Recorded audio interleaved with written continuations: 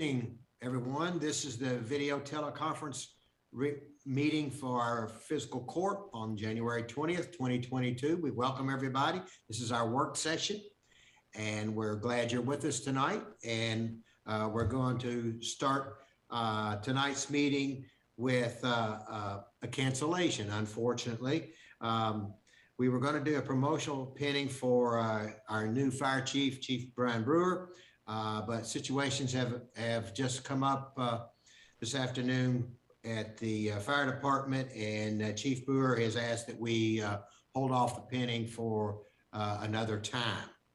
But we are going to tonight recognize a sheriff's deputy and a firefighter, and the 2021 VFW Deputy of the Year from our Brent Sheriff's Department is Chris Eaton. Chris Eaton was chosen by the VFW who sponsors this recognition. Chris, you can see Chris on my left, probably on your, I guess on your left as well, but Chris is there receiving the award from the VFW. We're very proud of you, Chris, and we also have a certificate recognition of you presented to you on the 20th today for your hard work, dedication to the citizens of Franklin County, which have earned you the honor of being named 2021 VFW Deputy Sheriff of the Year. Congratulations, Chris Eaton, and that's wonderful. So if we could, magistrates, let's give Chris Eaton a round of applause. Thank you, Chris. Congratulations. Great job. All right, now we have another honor, and this honor goes to the VFW Firefighter of the Year, and that's Chris Daniels. Thank you, Chris. Congratulations.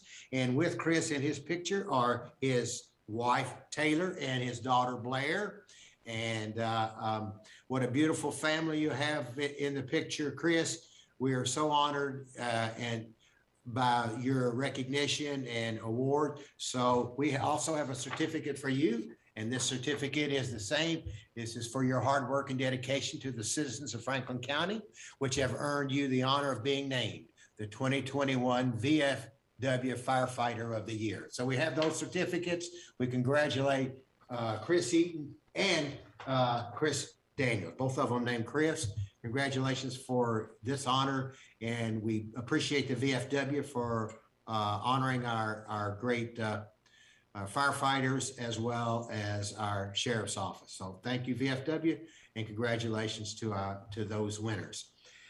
With that being said, we now have, I do see her on, Chris Schindler's on from a joint task force on invasive species, and she has some things to talk about. Chris, welcome, and glad you're here. You may go ahead. Yeah, thank you for having me. Thank you for having me. Can you hear me okay? We can, thank you.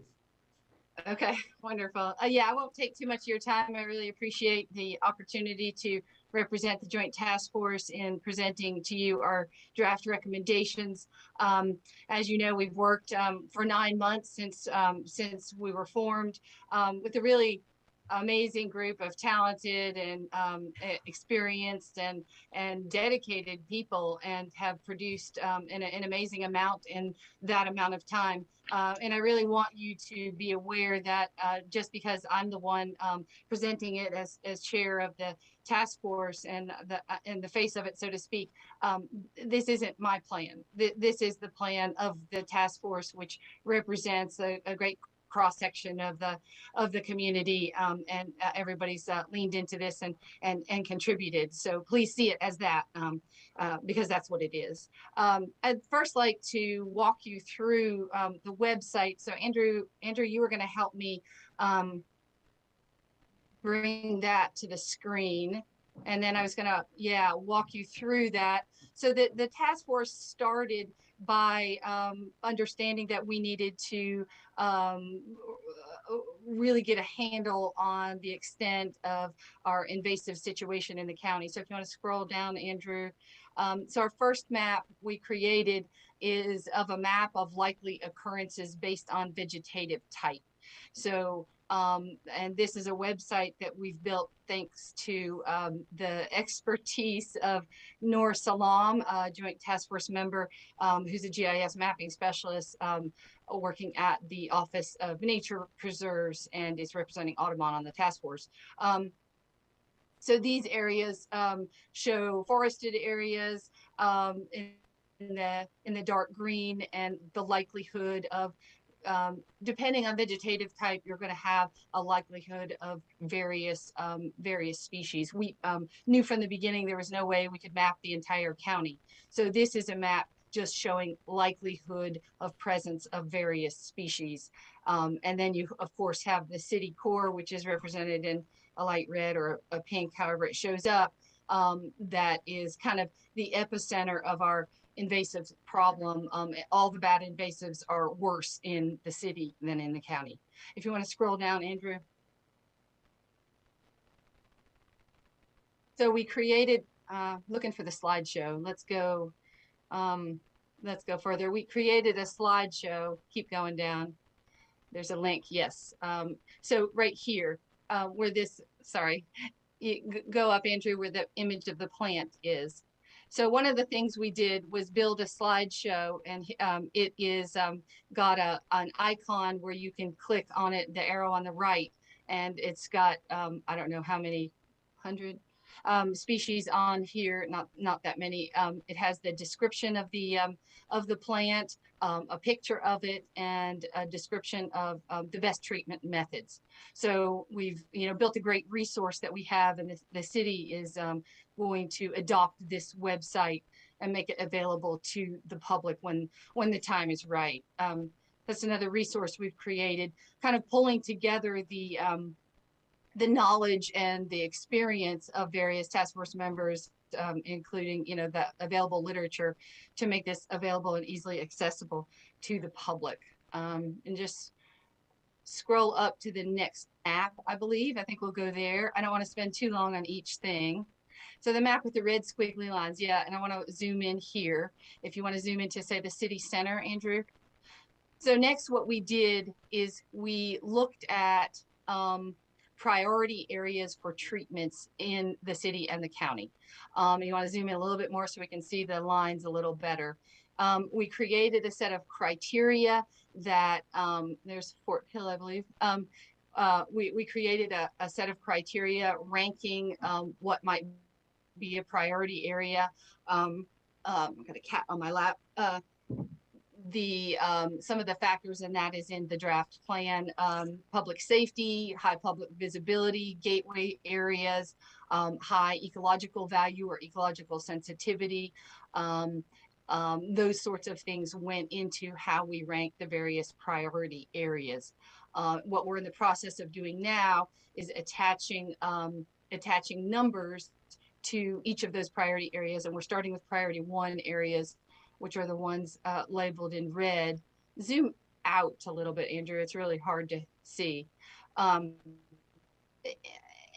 so we'll have numbers associated with each area as far as what the cost would be for treatment of each area. So then once we get that in place, then we can go out and start fundraising for, say, if you want to zoom out a little more, one of our priority areas is the entire Kentucky River corridor up through the city of Frankfort. And you can see the bend there and the red line along it. That is, that's a priority area. Thank you. Yeah. Well, just through the city of Frankfort, that was what I was talking about. That's a distinct area. So once we get a dollar figure attached to that, and we know what our budget might be, and we can go out and start fundraising. But that's down the road. I wanted to pause. Does anybody want to zoom in to any particular area, ask questions? I don't want to make this super long, but I don't want to pass over things either. Anybody have any questions on the areas that you see so far? Chris, I'd love. So we've got basically. Okay. Could you share this with the court members, please? Yeah, it was shared in your packet. It's one of the links embedded in the plan. So, yeah. but yeah, all the parks are listed. Obviously, some of our high gateway areas or high visibility areas.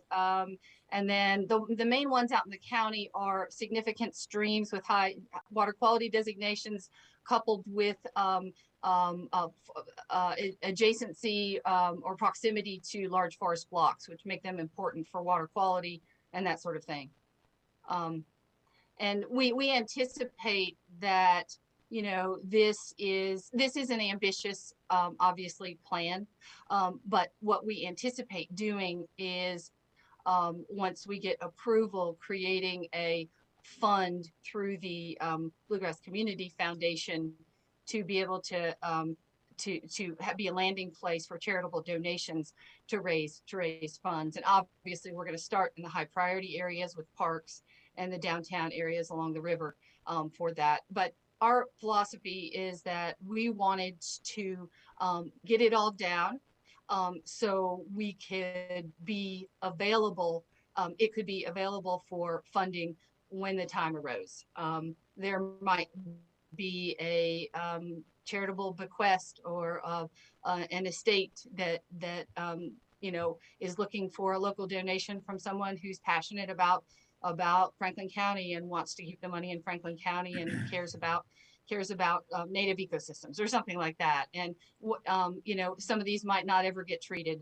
You know, this is an ambitious plan, but if it'll never get funding if we don't provide the opportunity for it. And so these are you know, options. They're not there's no mandate here that this is what is going to happen. This is you know, it's a recommendation. Chris, And Chris, with that, go ahead. Yeah. I'm sorry, I wasn't trying. I thought we were doing questions. When it comes to river banks, creek banks, they're all, not all, but many of them are very steep, very hard to get down to. What is your plan to remove invasive species from these hard to get to areas? Yeah, so that's why, and I'm glad you asked that question, because what I wanted to get to was in the actual draft plan with the recommendations, not the website. We have a series of recommendations. One of those in the back, fully filled out, is about the goats. Goats are one effective way to treat steep areas without you know, harm to people. It's not you know, it comes with its own complications, but it's a viable option that is used quite frequently out in the western part of the country, and is something that needs to be as part of the plan as a possibility, because goats are going to be the way to go in certain terrain that people just can't do safely. So goats eat most anything, including the invasive species. Now, would these goats be? I'll leave it at that. That's a good. That's yeah. an interesting plan. Yeah. Good. Good for you, So Square just so you know. Go ahead, Chris. Go ahead, Chris. Yeah, goats are used effectively to treat invasives. Yes, they do eat invasive. Yeah, good. Okay, Squire Mahler. Thank you, Judge. Chris, thanks for being on tonight. Could you just real quickly give a reasoning why this is so important to our community, you know, for the court members and for anybody watching, why invasives are bad and what they're causing for natives? Okay, yeah, I just like you to recall, you know, a couple of our court visits. I know we took you on a field trip to see the riverbank and see, you know, what invasive vegetation does in terms of displacing native vegetation. It disrupts kind of natural cycles and compromises the ability of natural areas to do their work. And, you know, forested areas in particular, you know, really work to hold stream banks, you know, keep the riverbank solid, prevent, you know, erosion and sedimentation in our waterways, which, you know, affects ag land. There's just a whole suite of things that invasive species or functions that invasive species compromise by impairing the ability of soils to be productive or forests to grow in a healthy manner.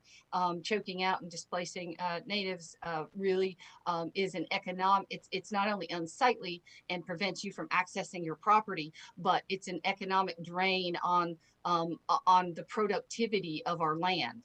The beauty and productivity of our land, not only because it keeps you from getting the most out of your forests and your fields and your pastures, but it also costs money to treat them, to get rid of them. So it's kind of a dual hit, and we've never had to deal with this before because they've never gotten so bad. But everywhere you turn, it's coating our trees and bringing down trees on the riverbank and causing trouble. I mean, it's a billion-dollar, multi-billion-dollar problem nationwide. So it's not something we can ignore. And what we would like is for this plan to get approval from the city and the county, so we can have this set of recommendations as at our disposal to utilize when all the stars align.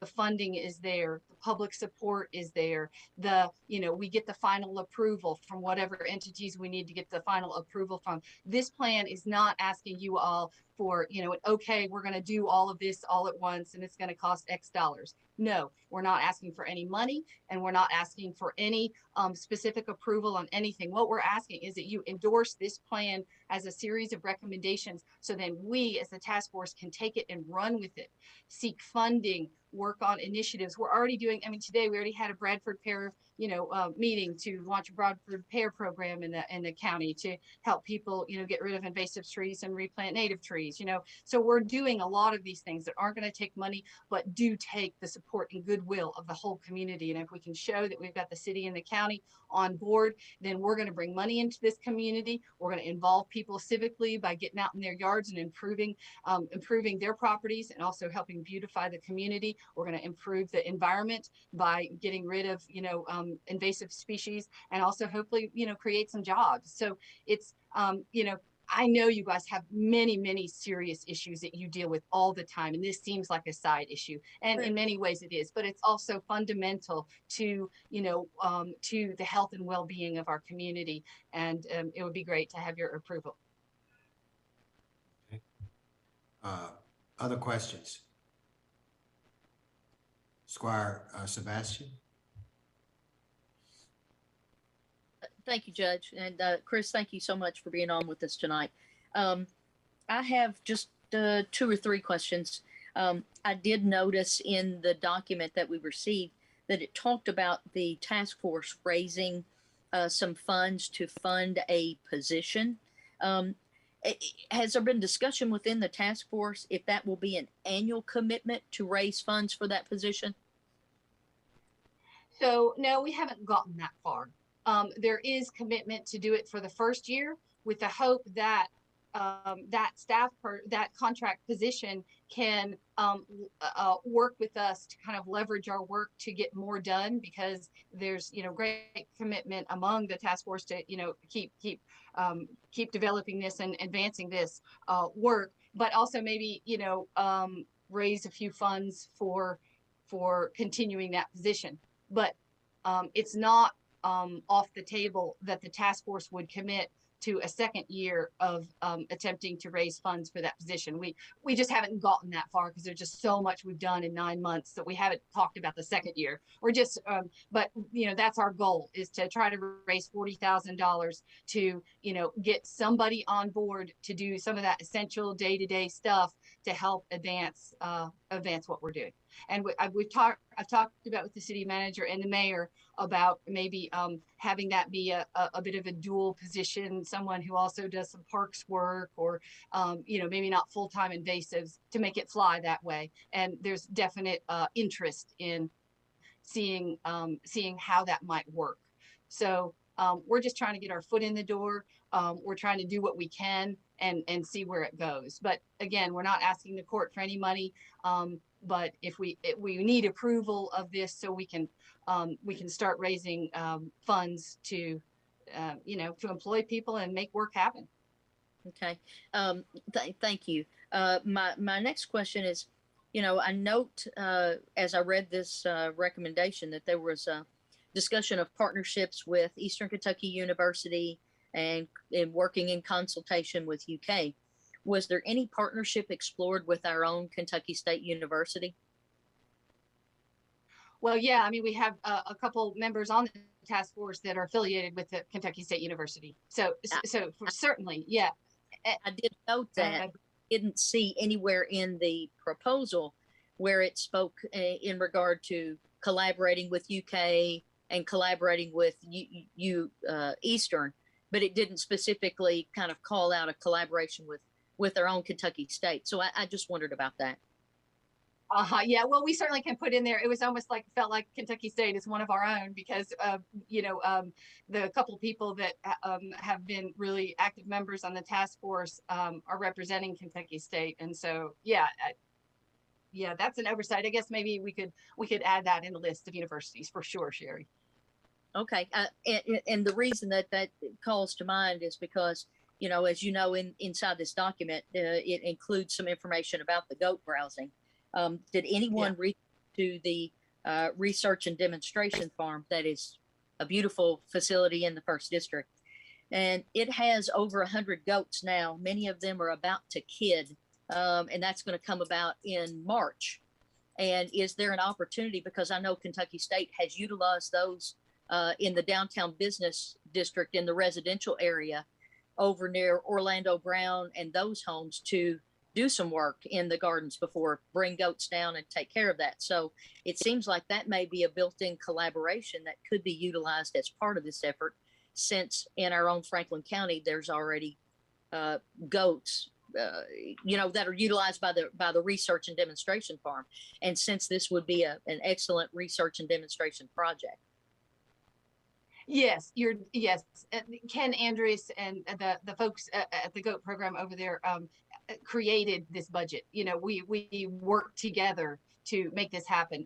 There's certain with COVID, there was hesitation from that department to commit to too much. But it's definitely that dialogue, those lines of dialogue are open. And that's certainly the first place we would turn if we ever got to a point where we were going to get goats in to do something. Without a doubt. Yeah, I mean, they helped create this plan. So I just wanted to be sure, because I didn't see Kentucky State mentioned, and that's their biggest livestock projects out at the research and demonstration farm. It's the goat and kid program. Okay, I'll make sure that's clear in the plan. Yeah. All right. Okay, thank you. Our Booth. I wanted to comment on the view sheds, what we call view sheds. That's part of why people come to Franklin County, I believe, because Franklin County is a beautiful county, as my district is beautiful. And I'm sure everyone thinks that about their own. But I noticed on one of the trips that Chris sponsored, a view shed of the Elkhorn Creek was blocked by invasives like the buckthorn and the bush honeysuckle. Yeah. What'd you call it? Bush honeysuckle. Bush honeysuckle. Yeah, I knew it was a B word. Okay. And after it was cleared, you could see the creek, and it was beautiful. And all through that drive, and that is a drive that goes through your district, Scotty, that was very, very beautiful. And I appreciate your concern about the view sheds. I think that's part of our tourism effort. So Marty, we were approached by the folks organizing Bourbon on the Banks, because that was one of their concerns, that public feedback that they got was that people couldn't see the river. And a lot of it, not all of it, but some of it is because of invasives, that it crawls up and then hangs down. And so they approached the task force about, well, maybe we can collaborate to deal with some of this before the next Bourbon on the Bank. So yeah, it's a real issue, and it does, people notice, or if we're being good stewards or not. Very good. Okay. Anyone else?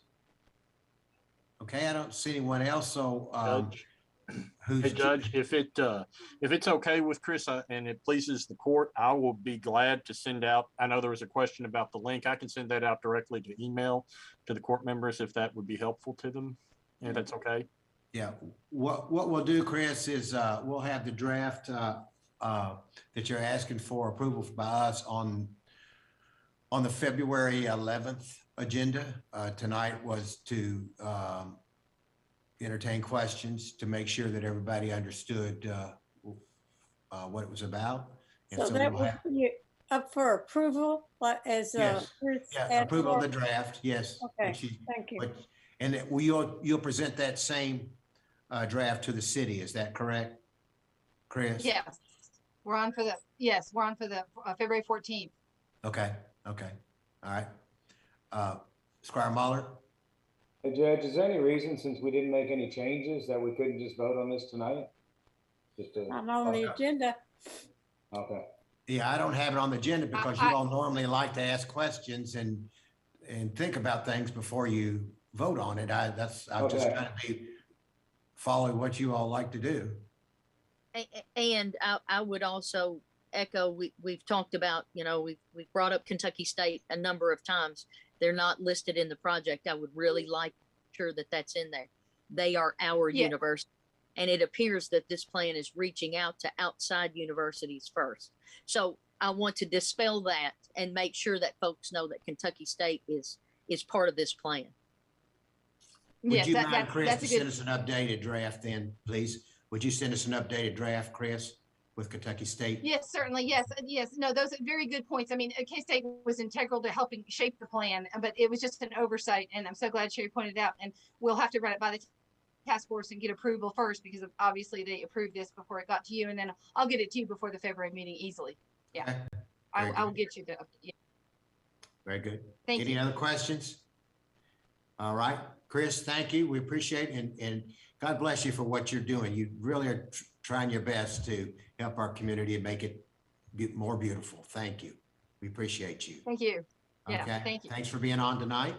All right. The next item on the agenda is authorization of approval minutes from our regular meeting of January the 7th, 2022. Any questions on that item? All right, the next item is authorization to surplus a vehicle for trading purposes from our sheriff, Mr. Sheriff Quire. And congratulations to Chris Eaton on his deputy sheriff of the year. We're so honored, and I know you are too. Yeah, thank you, Judge. He apologizes he couldn't make it, but he was off today and he had some things going on, but he wanted me to tell you all thanks for recognizing me. Yeah. Okay. But as far as the truck, we're just trying to get the best value we can. And as the economy's changing and, used car prices have went up, we're looking to sometimes when we sell them, this one only has 40,000 miles and we're getting 3,000 more than we paid for it. So I think it's good to get rid of it while it's out of warranty and get a new one for just 38 more hundred. We'll be able to get a new one. Yep. Okay. What kind of vehicle is it again, Chris? The one that we're asking to surplus is a 2020 half-ton Silverado. Yeah. The one we're asking to buy is a 1-ton 3,500 because of the other day we had to haul in a stolen camper from Lexington, and it's just not a half-ton truck's not very good for that, and also pulling some of the evidence in our cargo trailer. Okay. Any other questions for our sheriff? All right, Sheriff, thank you. Thank you. Thank your guys and you and all of you out helping us during this inclement weather. You've done a great job. Thank you. We appreciate it. Everybody worked together well and it went as smooth as it could. Yep. Thanks. All right. The next item on the agenda, this is a second reading, approval of an ordinance amending the Franklin County Code of Ordinances for mini warehouse self-storage facilities. Robert Hewitt, are you on? Yes, sir.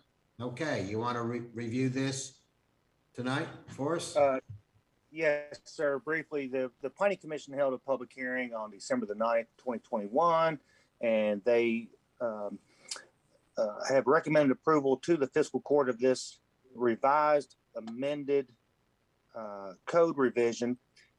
This document incorporates the original conditions of approval as well as the amendments proposed by the fiscal court at its earlier presentation, and as well as an additional condition placed in there by staff relating to the orientation of the buildings and their overhead doors in relation to their proximity to public rights of way. And in a nutshell, that's it. I'm happy to answer any questions, and hopefully this will address the concerns of the court. Squire Muller. Thank you, Judge. Robert, thank you for being here. Judge, if I could ask you a question. When I saw this on our agenda, I went back and kind of watched our meeting from our last court meeting where, you talked about you and Lambert were the elders, and you had never seen an item that was shot down, voted against, brought back to court. My question is, who on the fiscal court asked for this to come back on our agenda? Because I couldn't find that anywhere.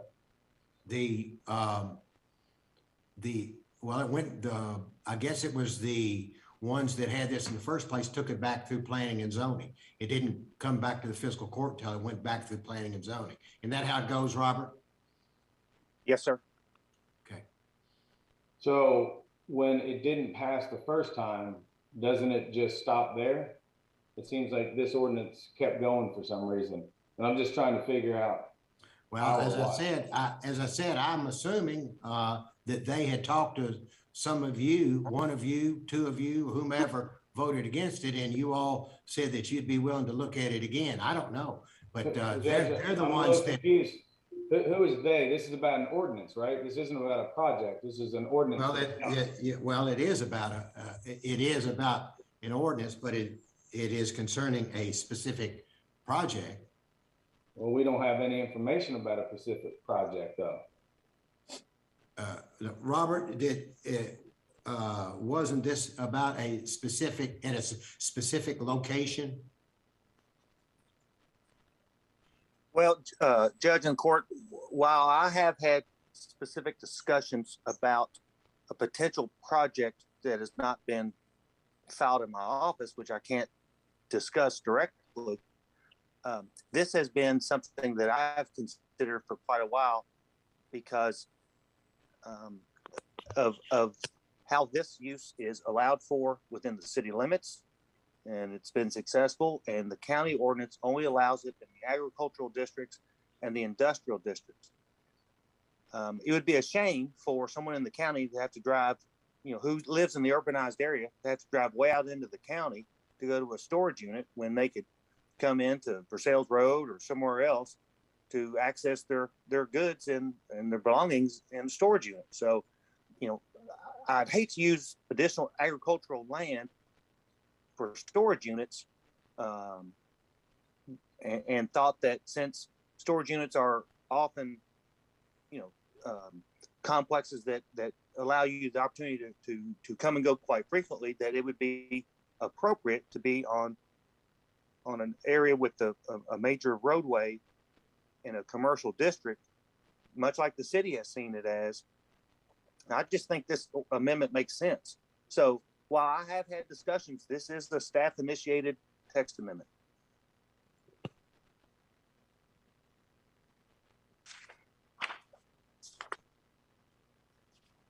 I guess my question is, it sounds like this is about a project that we don't have in front of us. Why wouldn't that project just go for a zone change if they're wanting to go on a different piece of land? I guess I'm confused while we're doing a comprehensive plan study, while we're looking to change an ordinance for the entire community because of one project. Well, in my perspective, it's not about one project. It's about the appropriateness of a use in another zoning district. If it works well in the city, you go to the next parcel that could be in the county. Why isn't it appropriate there? And so You know, these are little storage units. You know, they're not 300,000 square foot warehouses. And once again, why do we want to use agricultural land for storage units? I think I would prefer, it's my opinion, that these ought to be allowed for in a high traffic area with easy access and to accommodate the most folks as possible without having to gobble up more agricultural land. This is not site specific. This is a community-wide amendment that would occur in those urbanized areas. Robert, didn't we do the same type of thing for canoe launch on Elkhorn Creek that we did this same type of text amendment change, didn't we? Isn't it similar to that? Yes, sir. It applies to any of those permitted commercial districts throughout the community. So it wasn't project specific. It was to allow an opportunity for, you know, that activity to occur in appropriate areas adjacent to the creek. So you're correct. But it was initiated by someone specifically, but it was for all of the county though, correct?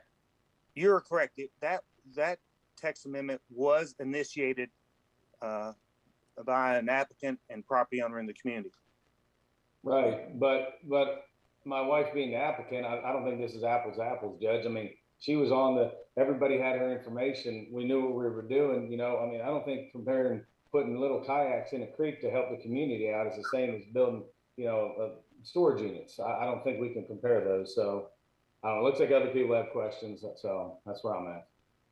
Okay, Squire Sebastian.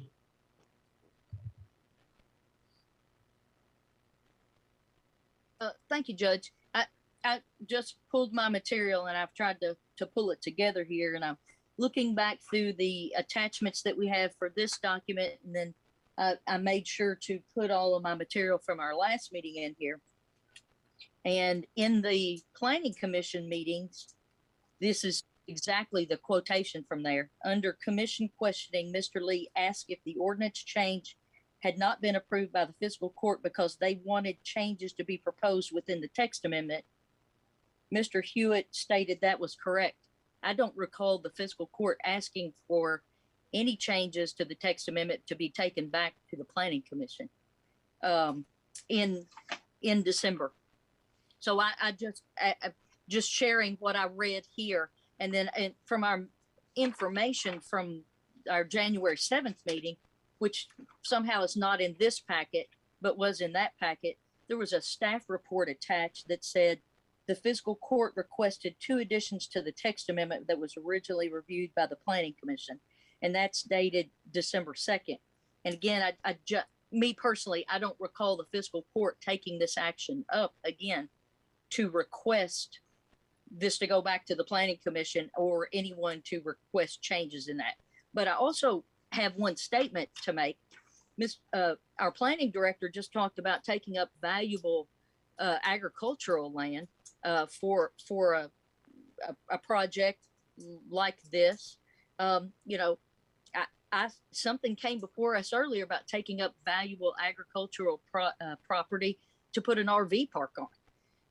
You know, so I'm now a little bit confused, but maybe where my position was before we started this conversation may have changed because of those statements. So I just appreciate that. Thank you very much. Okay. Judge Wells, if I could address those 2 items. Sure, please. When staff originally presented this ordinance to the Fiscal Court, at the first reading, the Fiscal Court requested 2 amendments to the document. They asked that it be specifically identified that the trees be planted 6 feet on center, which was item C. And they also asked item E, that any dead or diseased trees shall be replaced as originally installed. Those are on the record. I felt it appropriate, since it had gone before the Planning Commission before, to send it back to the Planning Commission just for their edification of what had been recommended to be changed. And then I took that opportunity to also include an additional provision, item F in your current ordinance, about garage doors not facing a public right of way. As it relates to the second question relating to RV parks and agricultural zoning district, that's the code that was given to me. If the court does not like RV parks and the ag zoning, the court can initiate a text amendment, per KRS. So, I address issues as I see fit, and the court has the same opportunity. So with that, I'm happy to answer any questions. Okay, any other questions? Squire Blackburn? Robert, can you tell me what other uses are allowed in highway commercial? Yes, sir. It runs the full gamut. You can have restaurants, shopping centers, car washes, auto parts stores, liquor stores. The highway commercial district, it allows for the most intense uses that are along major highways and thoroughfares. So that's a generalization of that table. Squire Sebastian? Thank you, Judge. I just maybe want to go back because I think in the first reading initially of this back in August or September, I think at the first reading, there was discussion about the dead trees. Matter of fact, I think, Judge, you were the one that made the comments. Those were changed prior to the second reading, which initiated the vote. So thereafter, no one has asked for anything to the fiscal court as it states in these minutes. So I guess maybe we should go back to Planning Commission and correct these minutes where it says the fiscal court asked this to come back. Can someone on the fiscal court just tell me who specifically asked for it to come back? I didn't. So I'll go ahead and say that right there. Just hold my fellow court members on that. Okay. Because we should clean up the minutes at the Planning Commission just to preserve the record as we've discussed a variety of times. Thank you. Squire Moore? I agree. Squire Moore? I did not either. I was assuming when I read that by saying that they meant our planning and zoning department, but they may have it confused. I don't think anybody from fiscal court did.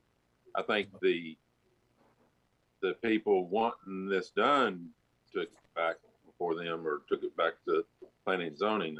I don't know how it got to the zoning board. That's what happened. I didn't ask. All I right. didn't either. All right, so let's, no other questions. Thank you, Robert. Let's move to the next item. The next item is the first reading of an ordinance amending the Franklin County Code of Ordinances. This is a big one, sections, definitions, table of permitted uses, created residential recovery facility to conditional uses.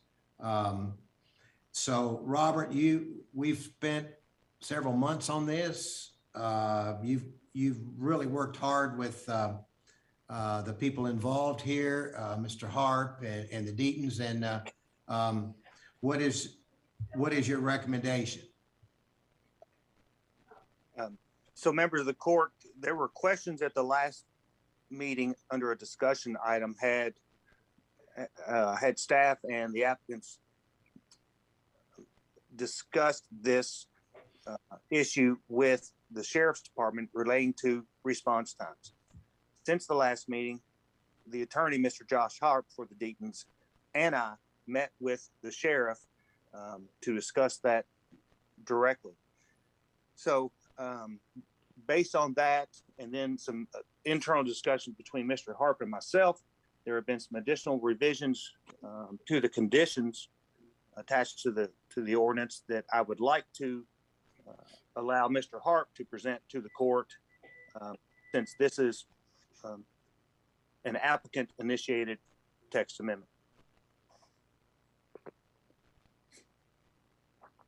Okay, If I may, Judge. sure. Thank you, Judge, and members of the court.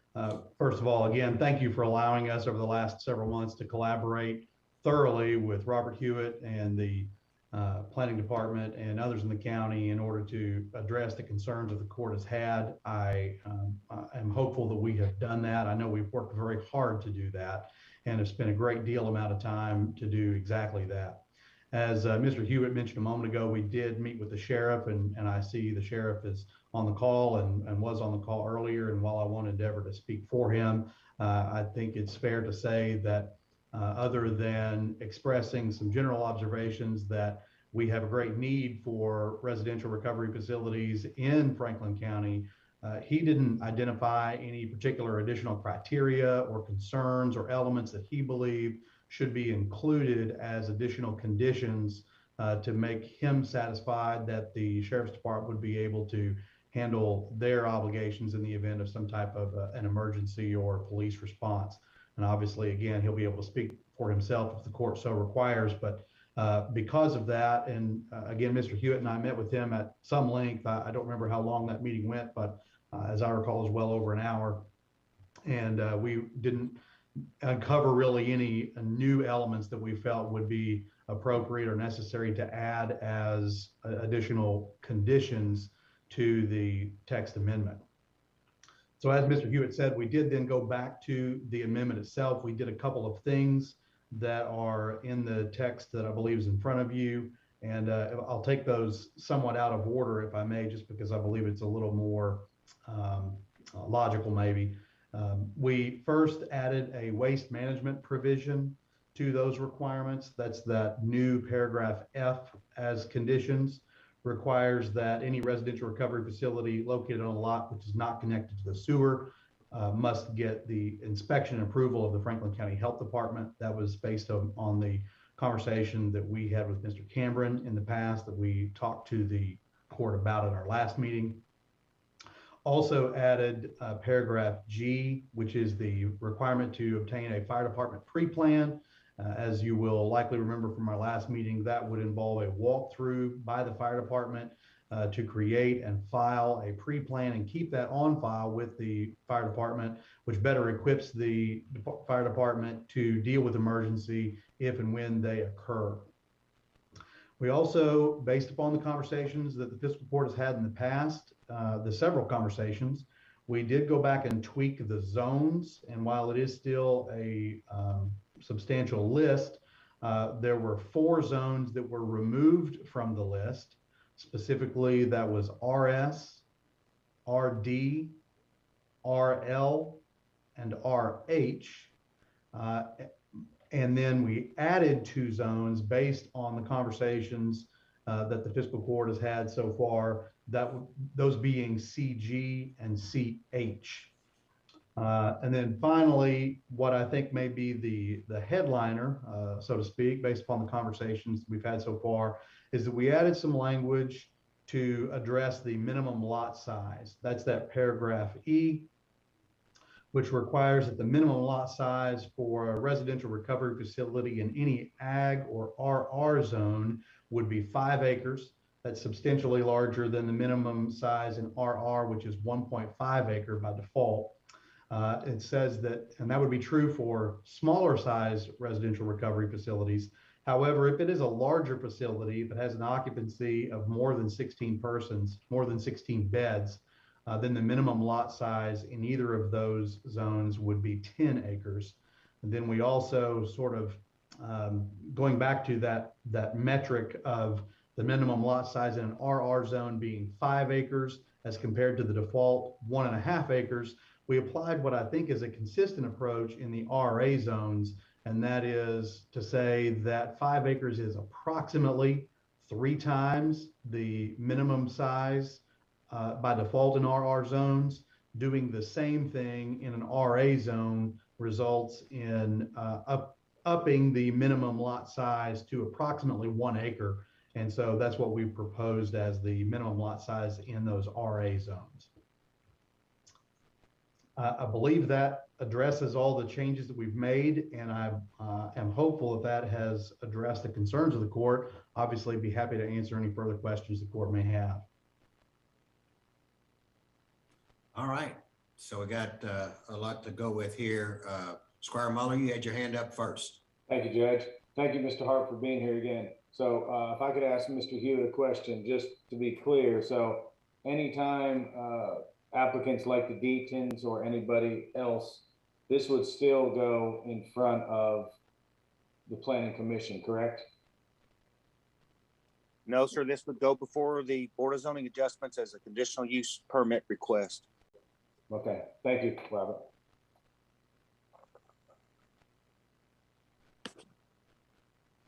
Yes, and if I may, Judge, if I can just speak to that very briefly. Go Yeah, ahead. that was the baseline approach that we took from the word go, and that hasn't changed, which is to say that in every zone, every use, we've couched this as being a conditional use, which would require notice to adjacent property owners, a public hearing, public comment, et cetera. That would be true regardless of what zone a residential recovery facility were to be applied for in. Okay, thank you. And then if I could, Sheriff Quire, I noticed you were on video. So do you have anything to say on this matter, if you don't mind? I appreciate it. Yeah, thanks for including me in that, because I could see where there may be people thinking that we could have all these issues and need law enforcement and fire. But after talking to Mr. Harp, I think that we wouldn't need any additional resources. As your sheriff, I always respond to the needs of the community, and we'll always take calls wherever they're at. And I just want the court to know that we wouldn't need any additional resources. We'll be there if there's any issues, and I expect to have a pretty good relationship, and I think it'll be just fine. And we all been touched by the drug issue, every one of us, and I just feel like there's a need for it, and it may be a good thing to have something that's long-term in our community. So that's pretty much, it was probably an hour-and-a-half conversation that I had with Robert and Mr. Harp, and I felt pretty good when I left there. So that's pretty much what I had to say. And, if they call, we'll have deputies out, we'll take the calls. Sheriff, so on top of that, so as you looked at these types of different zones, you don't have a problem with any of the zones that they are recommending this to go into? No, I mean, we're pretty used to it. As you are aware, there's plenty of, there's homes and neighborhoods very close to people that, deal with the mental illness, and we respond to some calls there. And, once we identify those locations, we know when we need to prioritize or whatever calls are there, and we kind of learn the area. So it's the same thing we would apply to this location. Okay. Squire Mahler? Thank you, Judge. Sheriff, that brings up a good point. Will your office or Mr. Harp, will the sheriff's office be notified if and when these facilities get passed? I mean, is that something that is feasible? I mean, it seems like if they knew they were there, it might help them on the forefront. I don't know necessarily that by default there would be a requirement to notify the sheriff's department of the existence of such a facility or the installation of such a facility. But to my knowledge, I'm not really, and maybe Mr. Hewitt or the sheriff can correct me, but I'm not aware of there being a similar requirement for any other facilities either. So I believe if we were to include such a requirement here, that would be somewhat of an aberration. Again, I may be wrong about that, but. Thank you. Judge Wells, Mr. Harp is correct. We do not directly notify the sheriff's office of any new use or the relocation of an existing use. And that's understandable. I understand that. Okay, Squire Tracy. In regards to a facility like this, would there be a possibility that it would be in close proximity to a school? And if so, what type of background screening process is in place to make sure, I guess, registered offenders per se? Is there anything like that in place to make sure that doesn't happen? The answer to the first question is yes, I suppose that is possible, because it would be contingent upon wherever an applicant were to apply for a facility to go in. And because, as we've said many times, these facilities take many different forms and iterations, it's entirely conceivable that there could be an application for a residential recovery facility to be installed somewhere in proximity to a school. Again, the very word proximity is a nebulous word that would be difficult for us to pin down maybe. But the short answer to that question is yes. The longer answer to what type of screening is required, if I understand your question correctly, Are you suggesting the screening of residents in the facility to ensure that they are not registered sex offenders? Just registered offenders per se that have stipulations that don't allow them to be in close proximity of schools and other facilities, daycares or so forth. So would there be something in place to make sure that wouldn't happen? I don't know that there would necessarily, the short answer is I don't know. It's possible that the Deatons may, with regard to their particular program, may already have conceived and conceptualized of such a requirement. I am aware, of course, that the registered sex offender statutes that require that a registered sex offender not reside within, I forget what the proximity is, but within a certain radius from a school, that the onus is not upon a program or upon a housing provider, that the law very strictly places that requirement upon the registered sex offender, and they are the ones that are required to comply with that. Obviously, I suppose it's obviously a truism that not everyone complies, which is why they are registered sex offenders in the first place. But the requirement that they not reside there would not be contingent upon whether they were properly screened. In other words, if someone somehow slipped through the cracks and they were a registered sex offender and were housed in a location that was within a proximity of a school that the statute doesn't permit, it really wouldn't be any defense for them to say, well, they let me stay here. They would be required to leave, and upon notification to the facility, they would, of course, evict them very quickly. The registered sex offender, that registry is maintained by the Kentucky State Police and is required to be updated at least multiple times a week. I believe it's maybe as frequently as once a day, but I may be wrong about that. But it is a very easy thing to check the registered sex offender registry and inquire whether a person is on that registry. Okay. Any other questions? Other questions? So I don't know whether it's the best thing, Robert. I think it might behoove us to make sure that this moves forward. Lambert, if you don't mind, let me say what I'm going to say, and then I want you to interject, because I was kind of going the route thinking of where you're going to come here. Robert, could we take the graph on page 2 and go through it and say and list the zones that it would be allowed in, and then let's make sure that the court is that there's 4 members for each one of those before we move forward, so we don't have to do that again when it comes to voting time, and we can be all on the same page. Is that okay, Robert? Is that okay, Lambert? Is that what you want to do? I was wanting, because there's at least one I don't want in there. That's why I kind of brought that up, to see if we can all come to some type of consensus on the zones. Is that all right, Robert?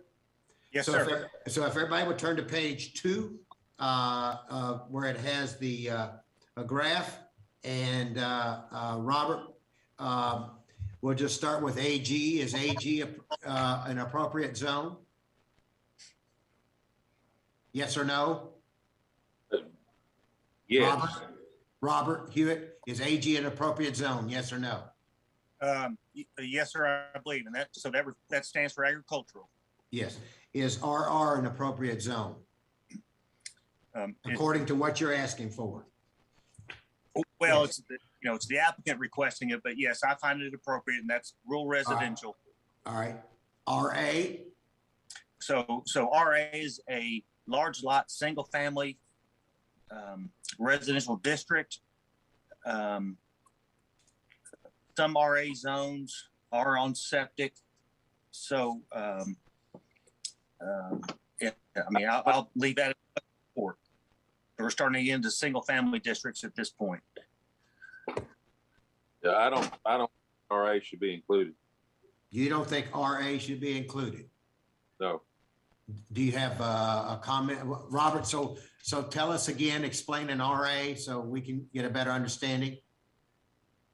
So in RAs, zoning district is specifically a single-family detached residential zoning classification with a minimum lot size of 15,000 square feet.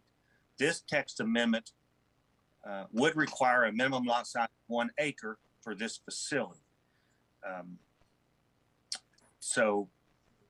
There would be, based on the size, the only, animals that would be allowed that are, not identified as family pets would be chickens, based on the zoning ordinance. So, And but it's just, Squire Moore, you want to say why you're against this one? Well, for that, they need to be above 5 acres. I think 5 acres or more if they're going to have any kind of animal. Okay. RA would be acceptable, Okay. appropriate. Okay. So you're asking to have RA removed from the list? Yes. Okay. Anybody else agree with that? Yeah, I would agree with that as well. All right. I'll go with it as well, Squire Tracy. And Judge, I would too, just based on some of the conditions that are listed in the lot size for E, the new language that was put in. I think that would make it more consistent to remove RA. All right. So RA has been removed, and now let's go to RB. Everybody okay with that one? RB.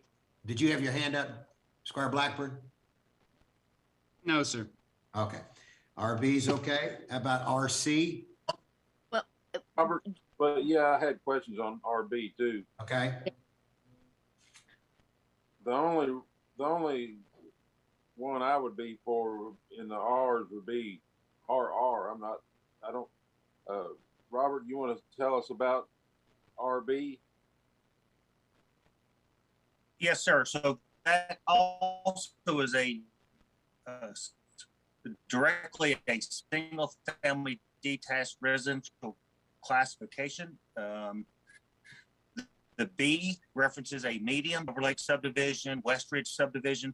Those are very tip RB developments. So when you look at the R classifications, RA is larger lot, RB gets a little bit smaller, RC gets even smaller than that. So it's related to density. So A is low density, B is medium density, C is higher density, meaning more lots per acre. Right. So I don't think any RB would be appropriate. So then you would not think that RC, because in RC smaller lots? Right. Correct. I wouldn't. We'll move on to it. I don't think it'd be appropriate either. What about RS, Robert? Well, that's a special residential classification that allows for a mixture of housing types, including townhomes, single-family homes, and duplexes. So it's unique. That classification for development is not often used by developers. That's not one of the ones that you identified either. Yeah, it's Robert, not. correct? That's correct. Okay. But so is there a minimum lot size for that classification? I'll have to pull that up in the regulation. If I recall correctly, it's based on an average density of the surrounding zonings.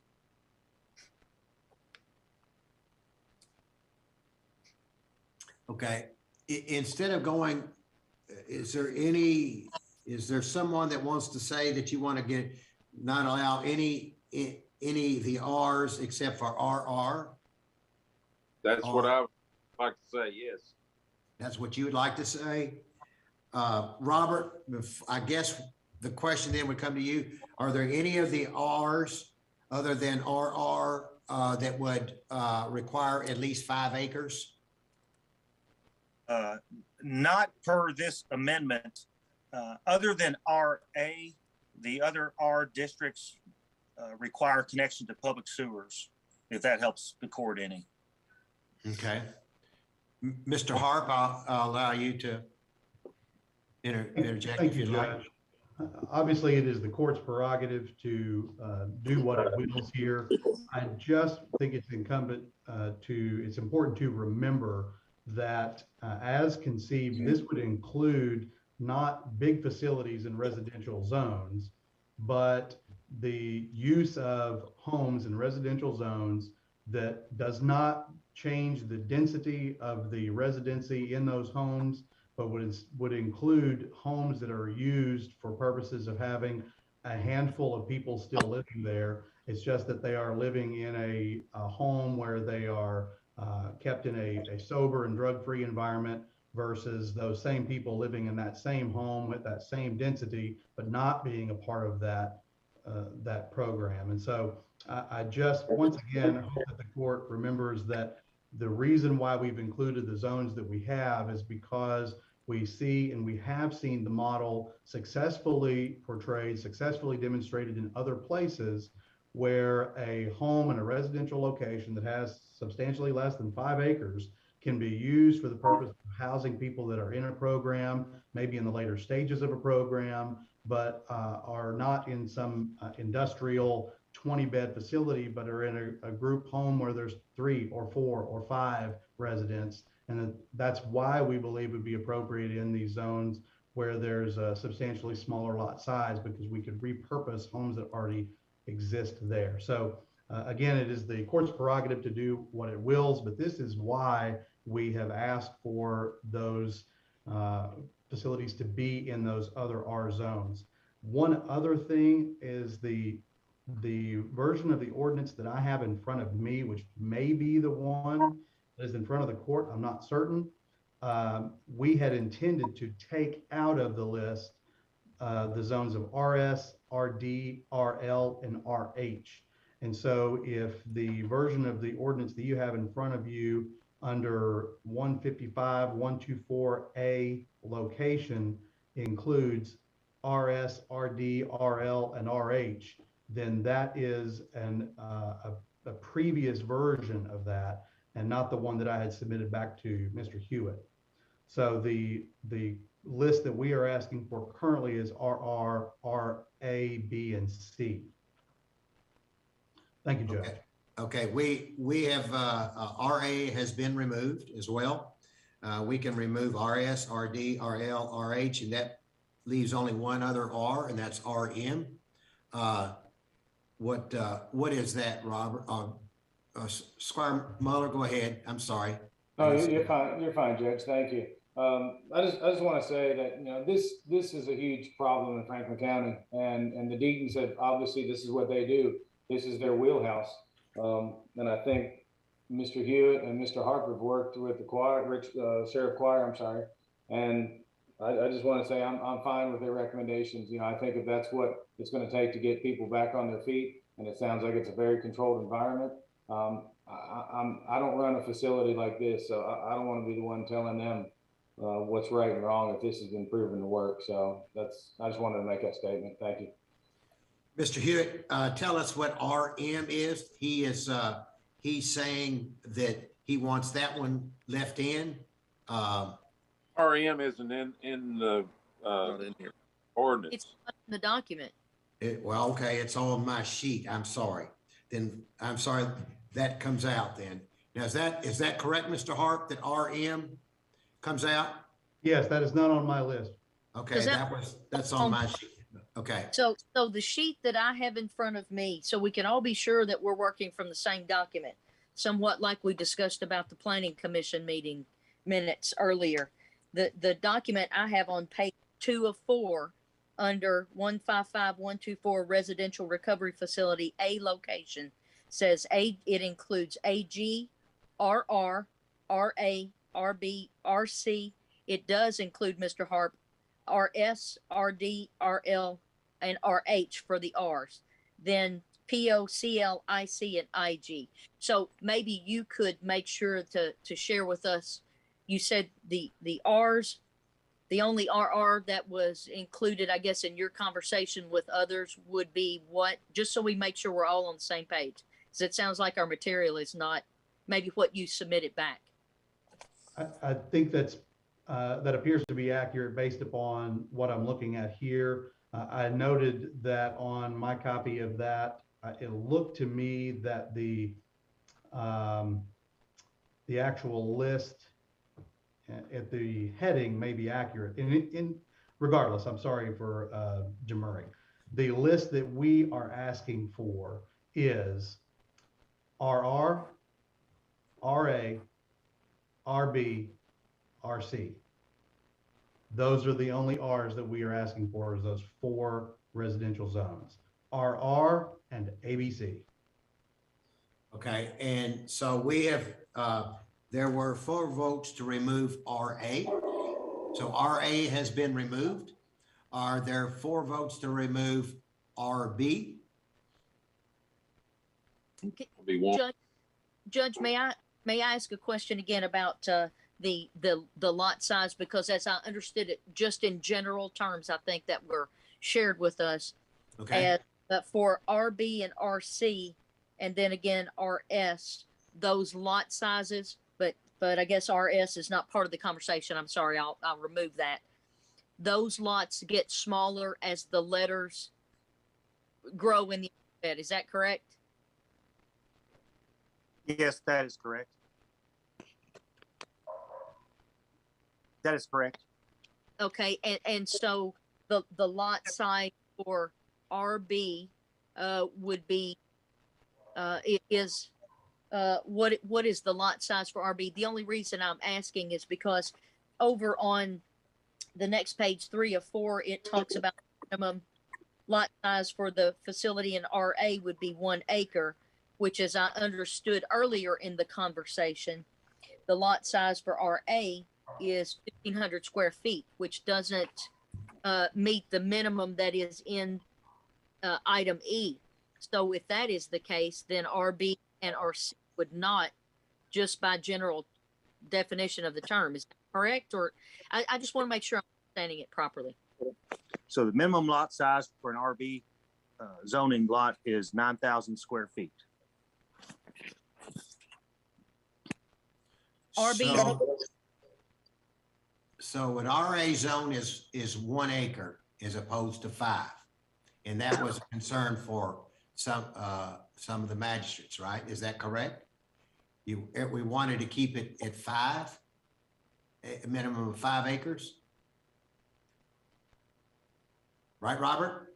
Anybody? Somebody speak up. Squire Moore? Yes, that's right.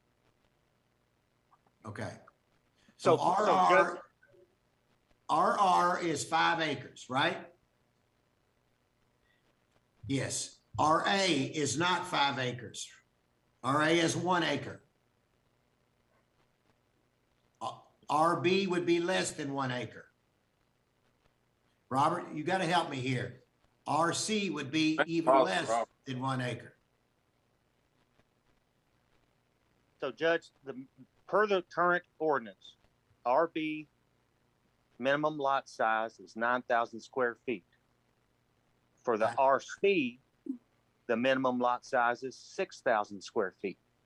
How many square feet are in an acre, Robert? 43,560. Okay, so all of them are a lot less than an acre. Yes, and once again, the RA, per the zoning regulation, the minimum lot size is 15,000 square feet. That's why in Mr. Harp's presentation, he said they far exceeded the minimum by asking for it to have a 1 acre minimum for this specific use. Okay. All right. Squire Tracy. Robert, I'm sorry, but can you give us another example of the RC zoning? Are you referring to like a neighborhood? Yes, sir. Sure. Give me 1 second. Let me switch screens. I'll give you a few examples. Let me set the phone up here. I got to use my hands to pan out.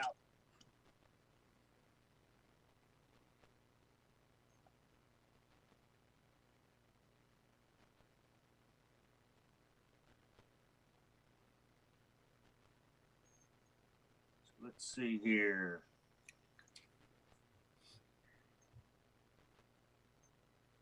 Bear with me briefly, please. Let's see.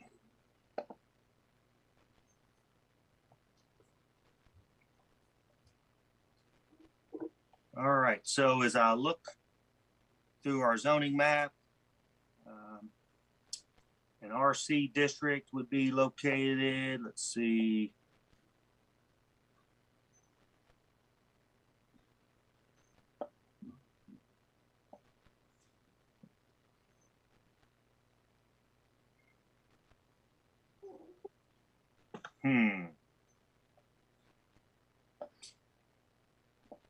At a quick scan, there's not a whole lot in the county, if any, that I'm running across because of the density and the requirement for public sewers. No, Bailey, no. So let me check the east side of town.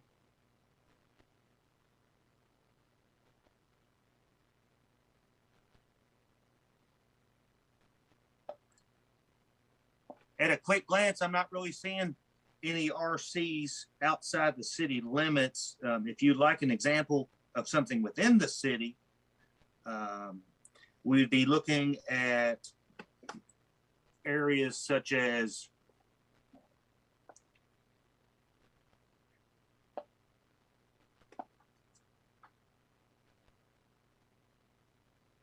Thornhill neighborhood, let's see, Rolling Acres, Winding Way, Myrtle Avenue. That's a large swath of RC in the city. But really in the county that I'm not, in a quick glance, I'm not running across any RC districts.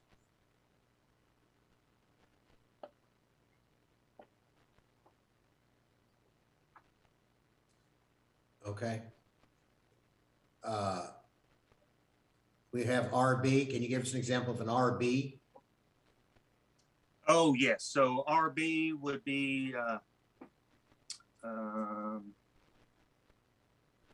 so you have like, Westover, you've got the Secretariat in the back of Silver Lake 2. We have Chokeville area, Westridge subdivision across from the school. We also have down in the southern part of the county. Well, a map wants to cooperate. Let's see here.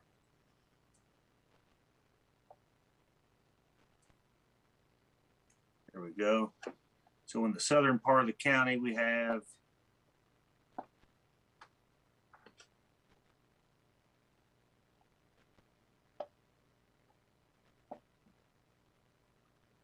What about Coolbrook? Yes, ma'am. Coolbrook, Edgewood, Farmdale, Farmgate. We've got Dove Creek off of Mill Lane. Huntington Woods is RB. So those are some of the notable subdivisions with that classification. Okay. Once again, for the most part, are on either they're on public sewer. We don't, RC isn't applicable. Do you want, even though it's not applicable, do you want to keep it in or take it out? Court? I'd want to take it out. Take it out, okay. Anybody disagree with that? All right, we'll take out RC. RB. I'd say take it out. Take it out. Anybody want to keep it in? Anybody want to say something? Take it out. Take it out. Anybody want to keep it in? Mueller wants to keep it in. Judge? Who, I don't know. Is it Tracy? Go ahead, Squire. It just appears to me that we're going right back in the same direction we were at a couple meetings ago when we squeezed it. You know, I'm to the point now where I'm not sure that very many people haven't been touched by this in some way or another, or know someone that has. And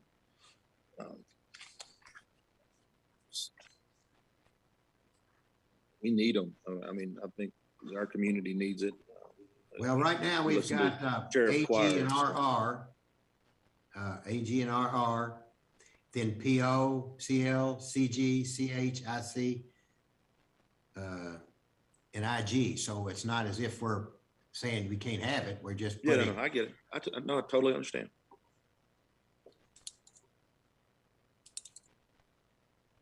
Okay, Squire Booth and Squire Moore have recommended that RB come out. Anybody else with an RB? Squire Muller recommends to keep it in. Squire Blackburn, I don't see Squire Blackburn. Anybody see Squire Blackburn? Are you here? Yeah. Sorry, you lost me there for a second. You know, I'm leaning the way Scotty did. Every one of these uses are conditional. You know, this is a big need in our community. Every adjoining landowner will be notified. There'll be public hearings. This isn't going to just pop up overnight and you've got one of these next door to you without due notice and how it all works. I know they've gone above and beyond. I know that Robert Hewitt, I mean, he's reached out to set up meetings with the sheriff. The fire department's doing a plan for every one of them. You know, I've spoke to Judge Wingate. I've spoke to a lot of people about this, and I've gotten a lot of kickback. Everybody wants it in our community, but they don't want it next door to them. We put them in an area where we put them in an industrial zone right next to a warehouse. That's not a refreshing thing to look out your window every morning. And that's where you're living to recover, to get your life back on track. I've seen this firsthand with my family. I've lost a nephew and I've kept a nephew because he went to a facility like this. It's deeply affected my life. So I liked it the way it stands. So when you ask who's for, I like them all because we're all going to have a say, and the community will, every time one is proposed. So I'm for RB. I want to keep RB. Okay. Anybody else? Squire Muller, Squire Blackburn, Mr. Moore, Squire Moore. Yeah.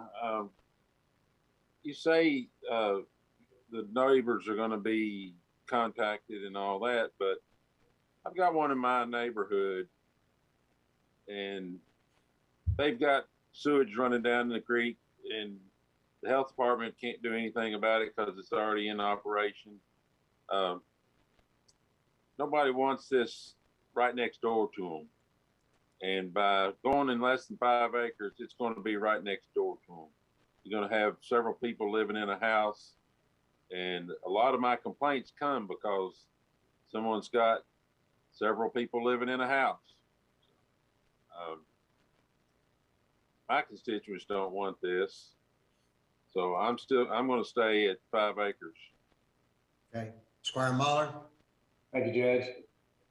Squire Moore, I'm a little confused there because Mr. Harp stated that really no more people would be living in a home than under normal circumstances. So to me, if there's sewage running down, that's a bigger problem that the state needs to be notified, because that would be happening if your average Joe lived in that house. I don't think that has anything to do with this program.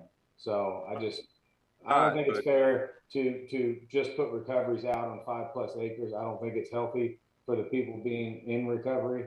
And so that's where I'm in. Well, it may not, but it's happening.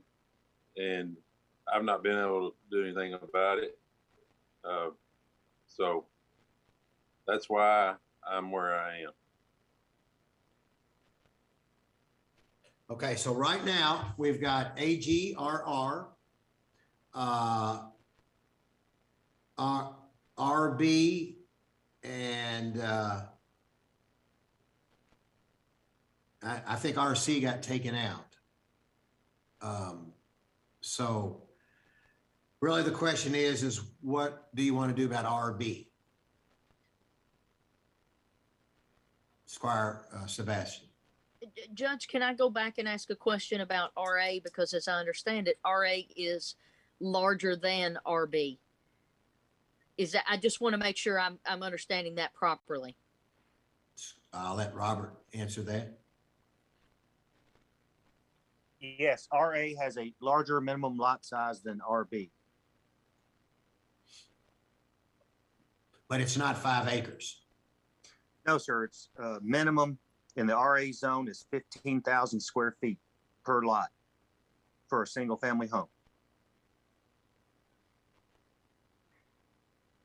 Well, I could definitely, I'll say this, I understand the nature of the need for this, and I think everyone has expressed that they would like to be amenable to making this work for our community, so that individuals who are already here struggling with these challenges don't have to go outside of the community. So I could be for RA definitely before I would be for a smaller lot size, just because individuals need a place to get outside and walk around. And if there are going to be animals to work with, they're going to need a larger lot size. I didn't hear us, we had gone through some elementary discussion of what type of neighborhoods in the county were in RB and RC. Can we get just some kind of edification about RA, just so we have a sense about that? Mr. Hewitt, can you look that up?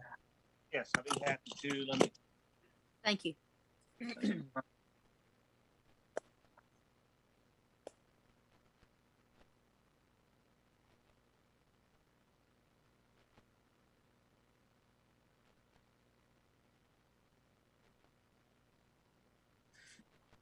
So RA would be, let's see, we've got Bon Air and subdivision off Purcell's Road.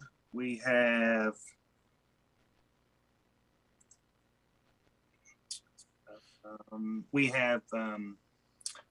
over there on Bogey Lee. The name slipping my mind, off of Shinkle Lane. Talk about the Oaks. Yes, sir. Yeah, thank you. The Oaks. We also have, let me zoom in.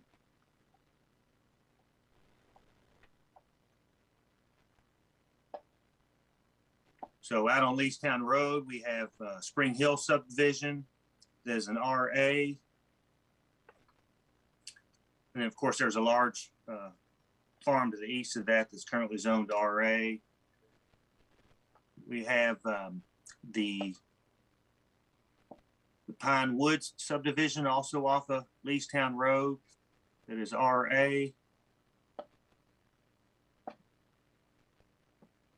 So I'm just sort of going over existing subdivisions to give everyone a sense, built out subdivisions, if you will. Now, if I go to the west side of town,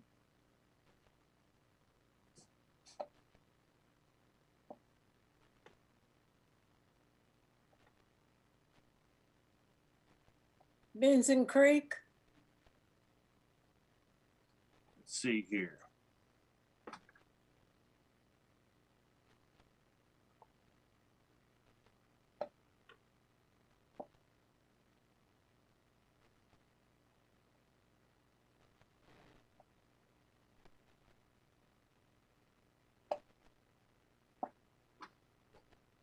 I'm zooming in over on the west side.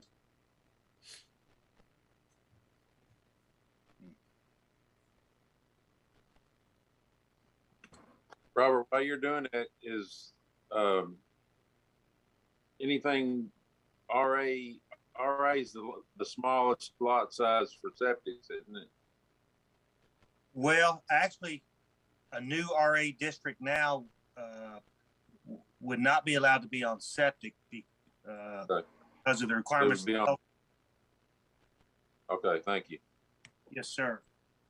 So it looks like the lion's share of RA zoning districts are on the east side of town, or of the county, excuse me. Everything on the west side appears to be RB in general terms. So hope that answers the question of the squires.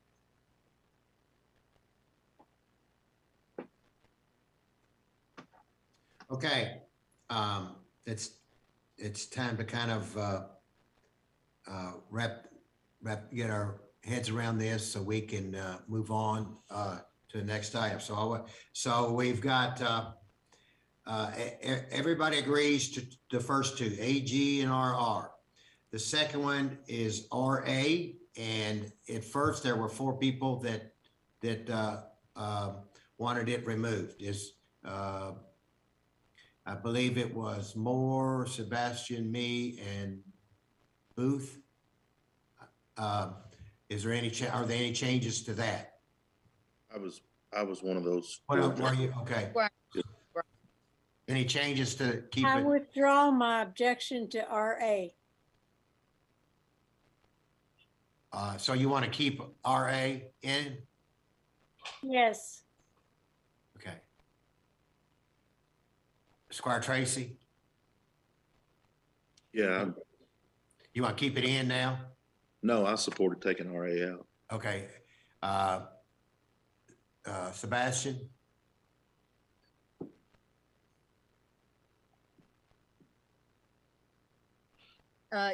I'm still at leaving it out. Okay. All right. That's RA is out. RB? RB? I'm I'm out. surprised that a lot of my neighborhoods or my district neighborhoods are not RA, but if they're RB, I think they're big enough. Okay. Do you want to leave West End RB? and Brent Lawn, Vincent Creek. Do you want to leave Squire Booth? What do you want to do? Leave RB in or take it out? Leave RB in. Okay. Squire Moore, you want to take RB out? Correct. Okay. I might In be or by out? myself. In or out? I just need four people. We've got 1 and 1 for RB. Judge, I'm in. I think you know that. Okay. I'm good with the current list, so you can go ahead and count my vote. You got 2 in. Squire Blackburn, you in? That's 3.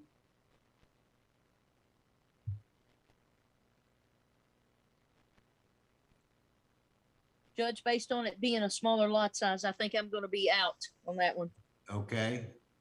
That's 2 out. Tracy? Again, like I said earlier, I think we're just going back. So, I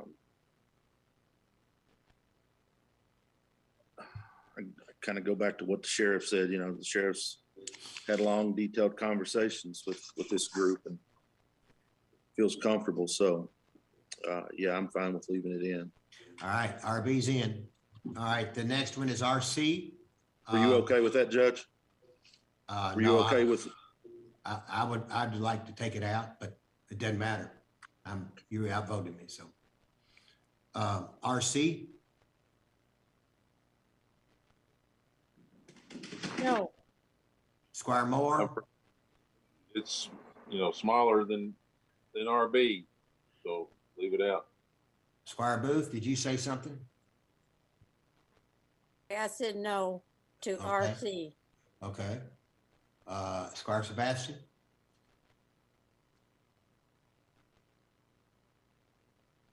I think the lot size again just makes it very difficult. So I'll say no to that. Okay. Anyone else want to say anything? Okay, I'll say no. We'll take RC out. So the rest are out. So right now we have AG, RR, PO, CL, CG, CH, IC, and IG. Can we all agree that that's what we have? All right. So, Mr. Hart, thank you. The deacons, thank you. I know this has been an arduous task. And I'm glad to see you smile, Mr. Harp, and we'll move forward. And there's one thing about this court: if we see a wrong, we'll correct it. If we see something that and that means that if we see that there can be changes, I'm sure we can come back and look at it in a different angle if we see that there's possibilities. Okay. So with that being said, we'll not be voting tonight, but on the agenda next week or in 3 weeks, we'll have the ones that we just talked about. All right. Thank you, Mr. Hart. Thank you. Dr. Deetons, thank you all very much. God bless you for what you do. Thank you very much for what you do. Judge, would you go over that list one more time? Okay, what I have is AG, RR, PO, CL, CG, CH, IC, and IG, right? No, I'm sorry, there's one, RB stayed. I apologize. I thought that when I said that. I apologize. Thank you, Mr. Hart. So once again, Robert Hewitt, you need to, in a timbre, if you're on, it would be AG, RR, RB, PO, CL, CH, CG, IC, and IG. All right. All right. Everybody got it? Everybody good? Everybody good? Thank you.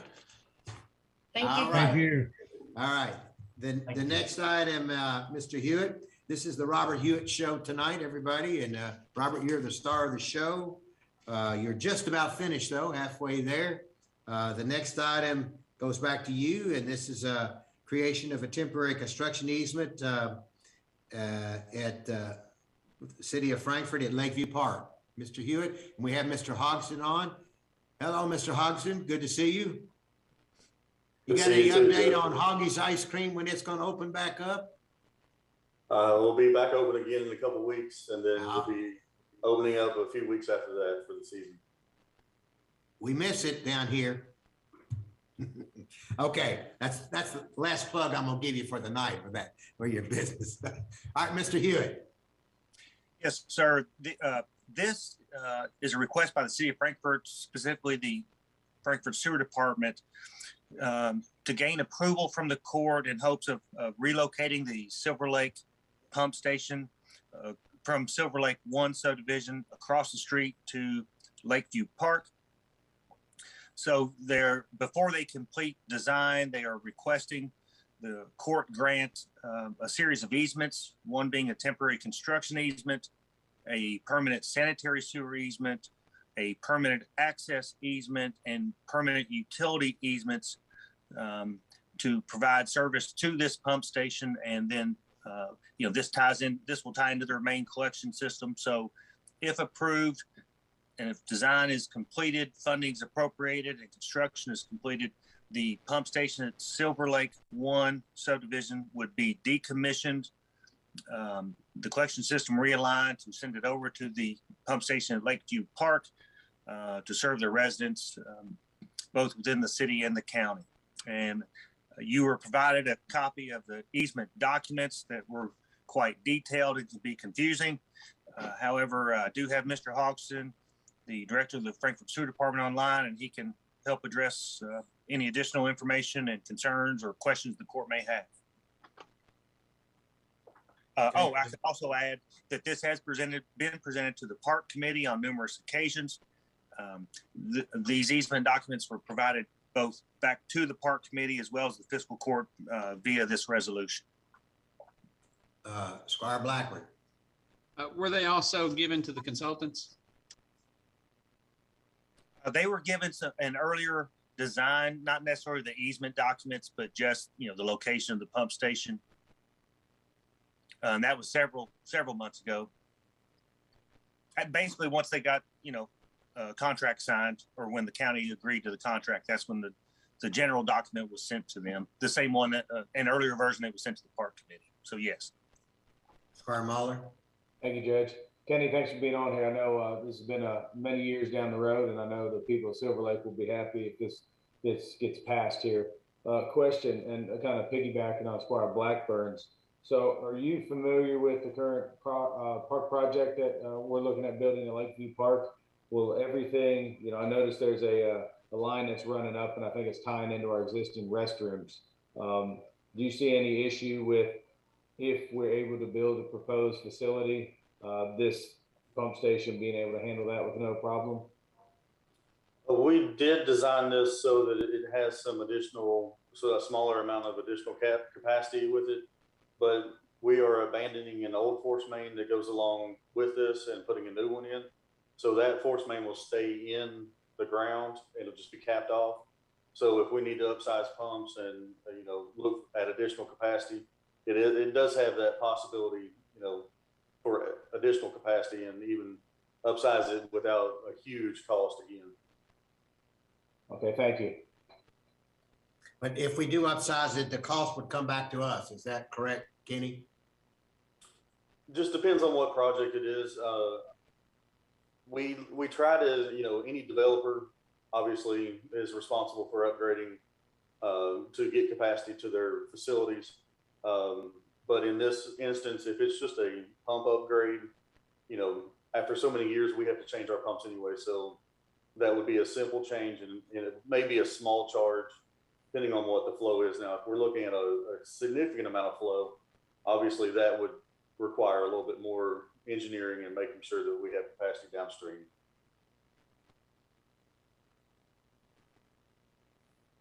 Okay, any other questions? All right, Kenny, we've been talking about this, seems like for several years now. And we have, and I know this moving forward. I know that the residents in Silver Lake will be very happy when it's gone. Yeah, I hear you. We've all heard from them. All right. Thank you, Kenny. We'll Thank move you on. all. As you know, this is our work session, and then we'll get into a voting session this evening. That usually moves fairly quickly. So I think all the questions have been answered or been asked from you. Thank you for being on, Kenny. Appreciate it. Thank you. All right, Robert, here's another one that's been going on for a while, and this is a resolution to work on an MOU between Brighton Park, City of Frankfurt, and the Fiscal Court for repair of stormwater detention basin to help flooding in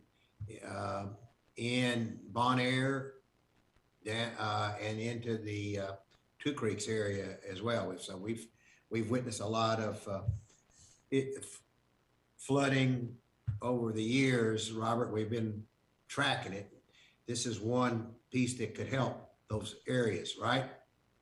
Yes, sir. You are correct. So this Brighton Park detention basin is located within the city limits in the Brighton Park subdivision at the end of Brighton Park Boulevard. However, it discharges directly across the city limit line into the county, into several subdivisions, as you mentioned, one of them namely Two Creeks, because this discharge flows next to the guard shack, the main entrance into the development. It's one of the areas that first floods down by I forget which green it is or which fairway it is, but that's one of the areas that floods first. So once again, the city and county, myself and Katie Beard, the city public works director, are looking at opportunities from a watershed basis of how we can minimize flooding, control large rain events as a combined effort. And this is an opportunity that we've gotten to now, in which the owner of the subdivision, the development in Brighton Park, has agreed that if to allow the city and the county to jointly go in, make the necessary corrections, and do the analysis to increase the capacity of this facility. And then the city would require that Brighton Park sign a maintenance agreement for them to maintain it in perpetuity from here on out, because the main issue of this basin is it was never maintained. It's lost capacity, it's silted up. I personally would like in the analysis to see some design to the control structure and the orifices so that it detains as opposed to serving as a pass-through.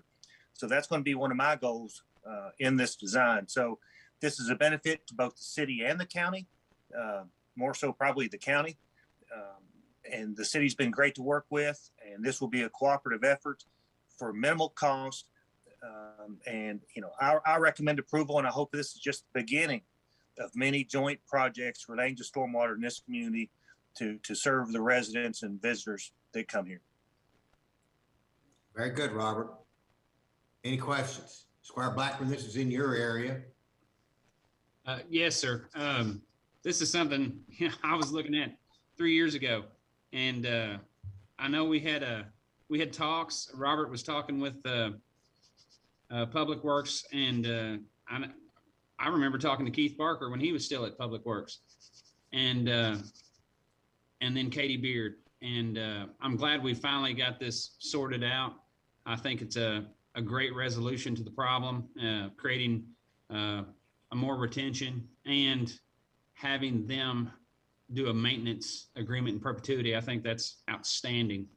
And I think we'll see a little relief down that long fairway coming into Two Creeks. And ultimately it dumps into a sinkhole and then comes out in our watershed. So I think it's a great thing. I think it's a great partnership. And I just wish they moved a little quicker than they do.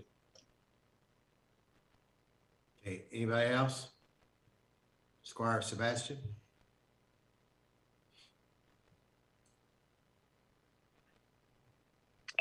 Sorry about that. Thank you, Judge. I would agree with Squire Blackburn. I think this is obviously a long overdue project, and pretty exciting that it's advancing and hopefully will advance quickly to abate these kind of issues. I do just have a general question.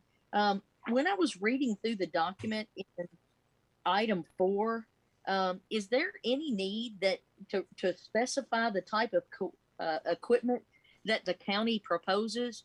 It says we're going to provide a Komatsu, which is spelled incorrectly, excavator. But in the clause above it, item 3, it says they're going to be 3 single axle dump trucks. It doesn't specify that they're Ford or Volvos or Whites. I mean, I just didn't know if there was some reason that the county needed to specify what type of equipment that we're going to bring to this work, just in case we don't have the Komatsu at the time. I mean, just that question. So there's one. The second question, is there a way that our time will be tracked, that the county works on this? Because it sounds like this work is needed. So I just wondered how that time would be tracked specifically for that project. And then it also mentions, I guess, in item 2, as I look at this, will the stormwater management BPM facility operation and maintenance agreement, is that something that's going to be brought back to the fiscal court at some point to review, or will that just be reviewed by council at the city, council at the county? I just didn't know how that would work. So just wondering how that's going to work. So I don't know who answers any of those questions, but thank you. Mr. Hewitt? Yes, sir. So the equipment has been specified to provide for a project budget, okay? Because we did not want this to be a blank check. All right. So it was specified for all parties involved to know exactly what the responsibility was of each party. As you look in item 2 of the document, the Brighton Park Landmark LLC is responsible for paying the county for their time and materials. So that I hope that addresses the time question. Either the superintendent or the foreman for the county will obviously be tracking time via work orders and things of that nature. So all that will be tracked, and then the city and the county will come together and provide that information compiled and give that to Brighton Landmark LLC. As it relates to the maintenance agreement, since this location is within the city limits, the city has their own maintenance document that has been reviewed by the city solicitor as well as the city commission. When back in 2017, the city and county adopted a joint procedures manual, of which that maintenance agreement is located within. So this would not come back to the court. It would go back to the city, and if the property owner fails to maintain the facility per the maintenance agreement, then enforcement would be conducted by the city of Frankfort. Squire Muller. Thank you, Judge. Robert, thank you for that. Kind of piggybacking on that, if the verbiage is for single axle dump trucks, I think we all know what size that is. Komatsu excavator could be an 8,000, or it could be a whole lot bigger than that as far as what they're anticipating us bringing. So do you see any need for the size of the excavator? Because there could be a big difference there. If I'm not mistaken, the county only owns a single Komatsu excavator, but if Mr. Mitchell's on the meeting, perhaps he could clarify that for the court. I just want to make sure from legality, you know, whoever's paying for this doesn't say, well, we thought it was a bigger excavator and it should have taken less time than maybe what we have. I just looking out. Sure. Mr. Mitchell, are you available to answer the question? Yeah, I'm here. That was an estimate. What they wanted was an estimate, and that's equipment we had at the time, and we based that off FEMA rates. So that's what I gave. You know, I don't know whether we have to specify it or not. We can take that out. I don't see it that big a deal, but that was what it was. We turned it in like that, and that's what they used.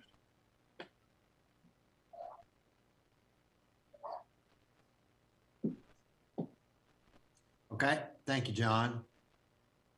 All right, anybody else?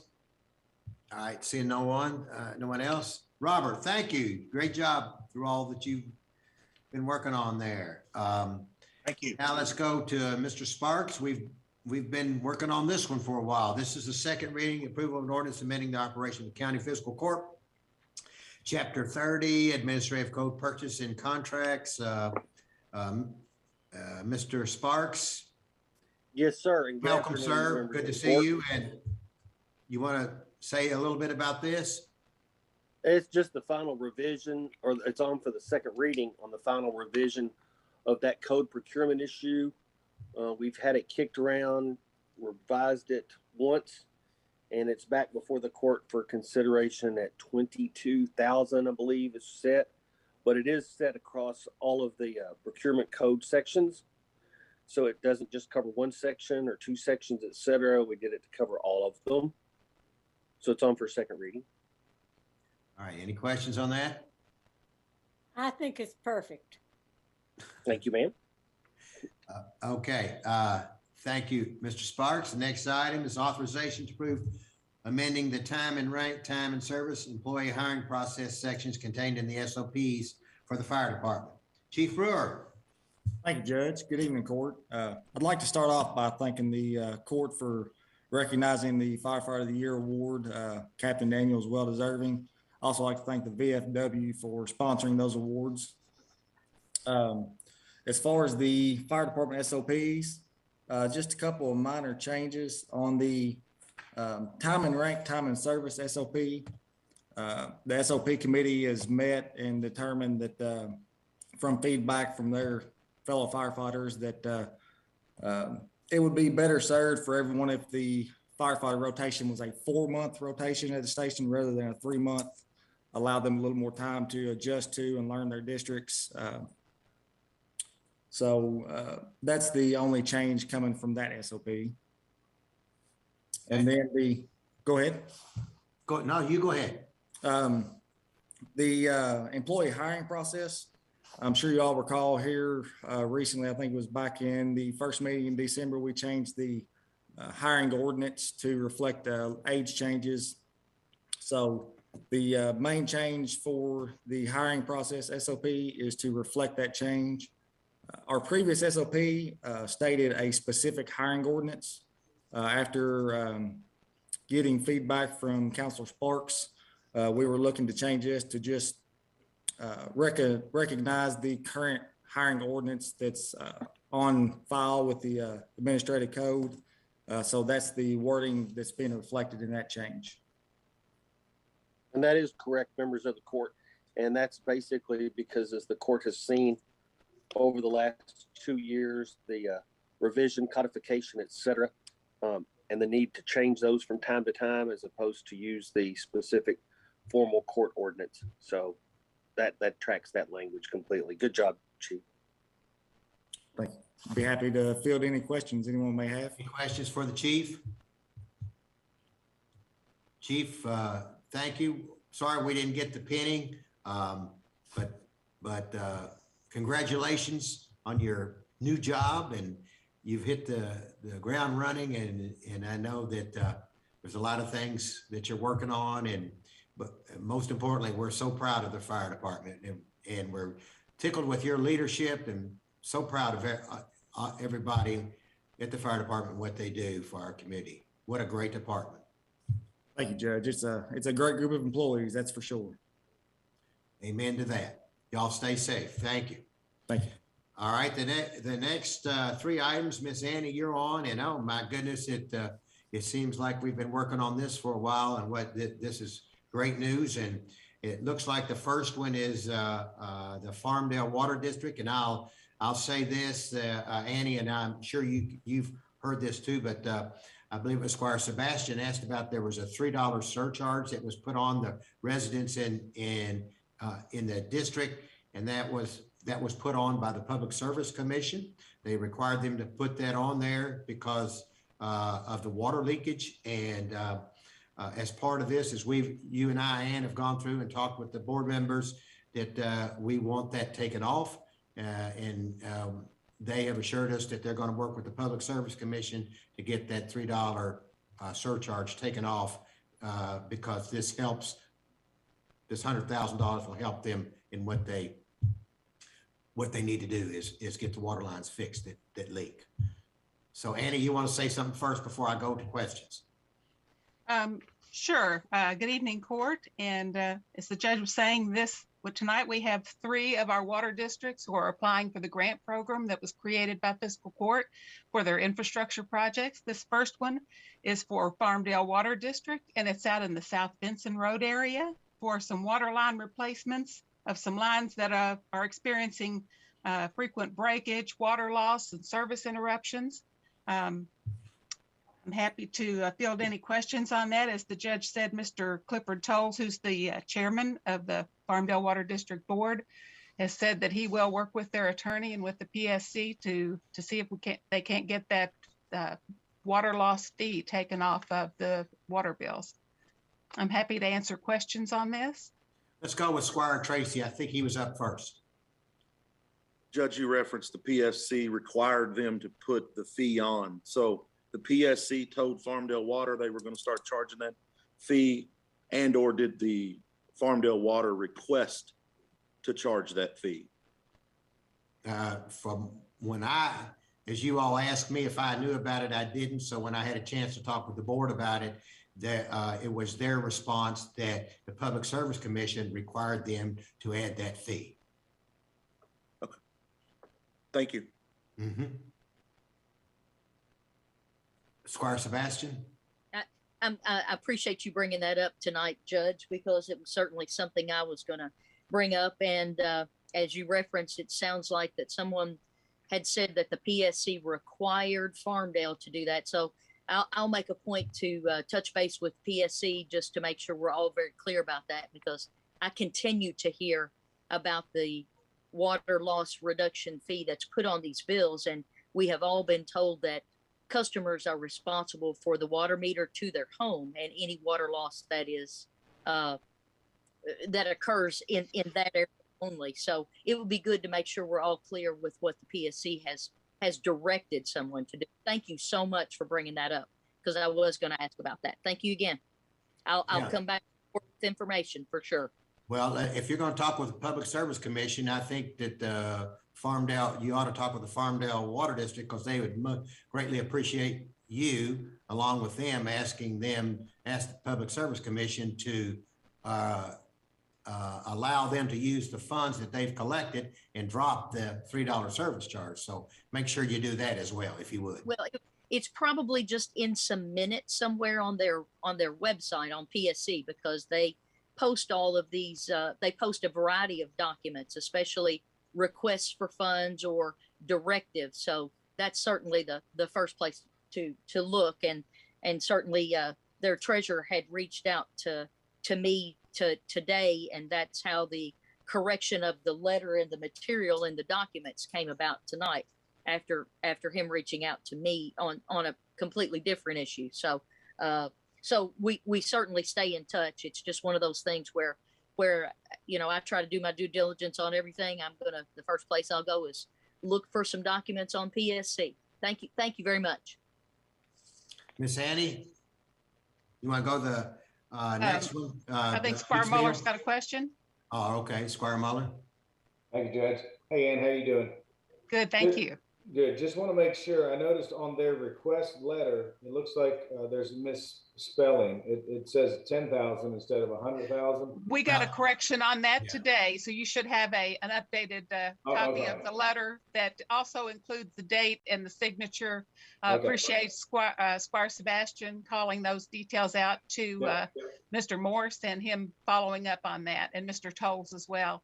If I can say something about this grant program that I see as such a great outcome that we kind of anticipated, but I don't think we had fully realized the benefits of it.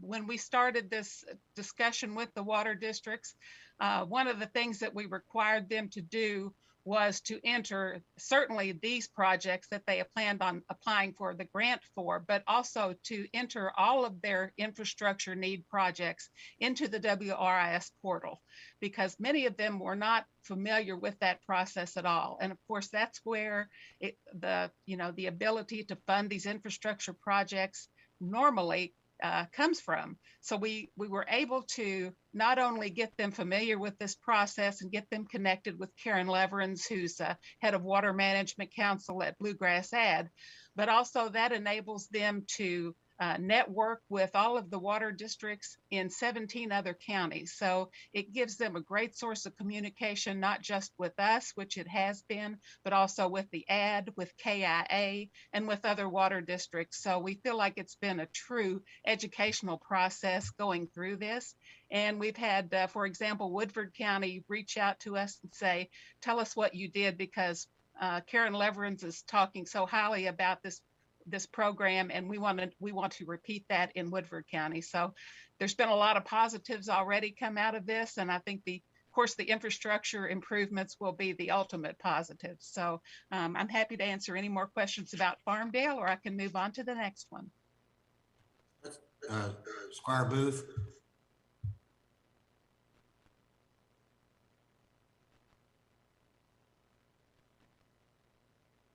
You're on mute, Squire Booth. Squire Booth, sorry. Well, I'm sorry. The projects you said are all listed with the in that portal, and it's open to the public, right?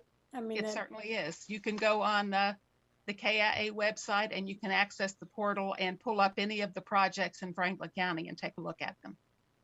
Oh, okay. I will do that. Thank you. You're welcome. Okay, let's move to the Peaks Mill Water District. Okay, the next request is, of course, from Peaks Mill Water District, and it's for replacement of the sulfur booster pump station that serves northern Franklin County, and it serves some customers in southern Owen County. So the ask for this project is they're requesting their $100,000 grant from Franklin County. They're doing the same with Owen County, and then the remainder of the funds will come from the water district's own funds.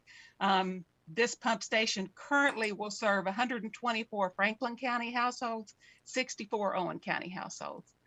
So I'm glad to answer any questions on this one as well. Okay. All right. Miss Annie, thank you. Let's now go to the US 60 Water District. Okay, US 60 is also requesting a grant, and they are replacing meters. So the one thing that we're waiting for with a couple of these folks, and they know that there won't be any, if they're approved, there won't be any drawdowns done until they've received the rest of their clearinghouse documents. That process is taking a little bit longer right now because, of course, all of our state agencies are overburdened and probably understaffed, and They're doing a great job and we appreciate them, but the clearinghouse process is important and we're going to be waiting until we have everything in hand before approving any drawdowns. And that's just for, Meters, I think, in it, Annie. Yes, the US 60 is for meter replacements. okay. Okay. Any other questions? And I want to say how grateful we are to you, and I know that the water districts are grateful to you, and Karen Leverance as well from the Bluegrass Ad. It has opened avenues for them to find other ways and other things that they can apply for, because that's what Karen is there to help them with. But you've been right there, step by step, holding their hands, several of the board members' hands to help them get through it. And I know they're very appreciative of you, and we at the Fiscal Court are appreciative of your help in making sure these monies get out to the district, because what that does is it all, as we see, especially in the Farmdale right off the bat, that could help tremendously in the residents out there. So absolutely, this is a good project. Once again, this is coming from our ARPA funds that the federal government allotted to us, so we're making good use of those. So thank you, Annie. You're welcome. Thank you. All right. The next item is the Treasurer's Quarterly Report. You were presented that at the last meeting. Susan is out. And the next is to receive the Treasurer's Report. And Susan has asked that you get hold of her if you have any questions on that. But I guess really the main thing is the payment of claims. And we do have Tambra on, and Tambra can answer if there's any questions on the payment of the claims. Okay. Now let's go to other business. Is there any other business? All right. Constitutional officers or department reports or committee updates. Mr. Brewer, are you on to report something? Yes, Judge. I just wanted to let everyone know that the fire department is accepting applications for a new hire process. We'll be accepting applications till 4 p.m. on February 7th. The applications can be retrieved online at the Fiscal Court's webpage. The ad has been posted on the webpage as well as Facebook. So if anybody out there who's watching may want to apply for the fire department, it'd be a great opportunity. Great. Okay. And I apologize for calling you Mr. Brewer. I should have called you Chief. I apologize. All right. Squire Tracy. Chief Brewer, what's the age limits on that again? The age is 18 to 40. And that's at the close of the application period on February 7th. Thank you. Thank you, Court. Anybody else? Okay. All right. Any other reports? All right. If you want, we'll take a 5-minute recess. It's 10 after 7. At 7:15, we'll come back and do the voting session. We'll take a 5-minute recess. We're recessed until 7:15. Thank you.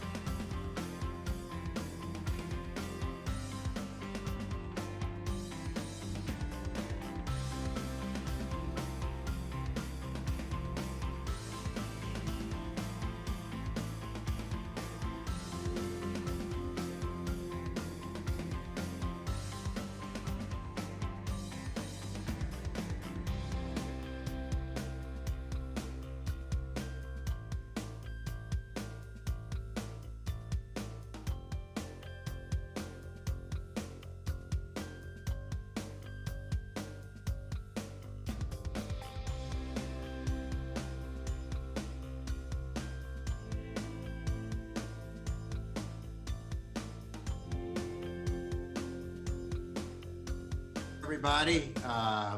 Thank you for watching. This is the Franklin County Fiscal Court voting session for January 20th, 2022. We're glad that you're here. Clerk, will you call the roll? Squire Sebastian, Here. Squire Blackburn, Present. Squire Muller, Present. Squire Tracy, Here. Squire Booth, Present. Squire Moore, Here. Judge Wells. Here. Would you please stand for the pledge? Leading us in the pledge tonight is Abigail. Abigail is the daughter of Bart and Stacy Ligori, and we welcome you, Abigail. Thank you for leading us in the pledge tonight. Hello, my name is Abigail Ligori. I'm an FH student. I'm a junior, and I'd like everybody to please stand for the Pledge of Allegiance.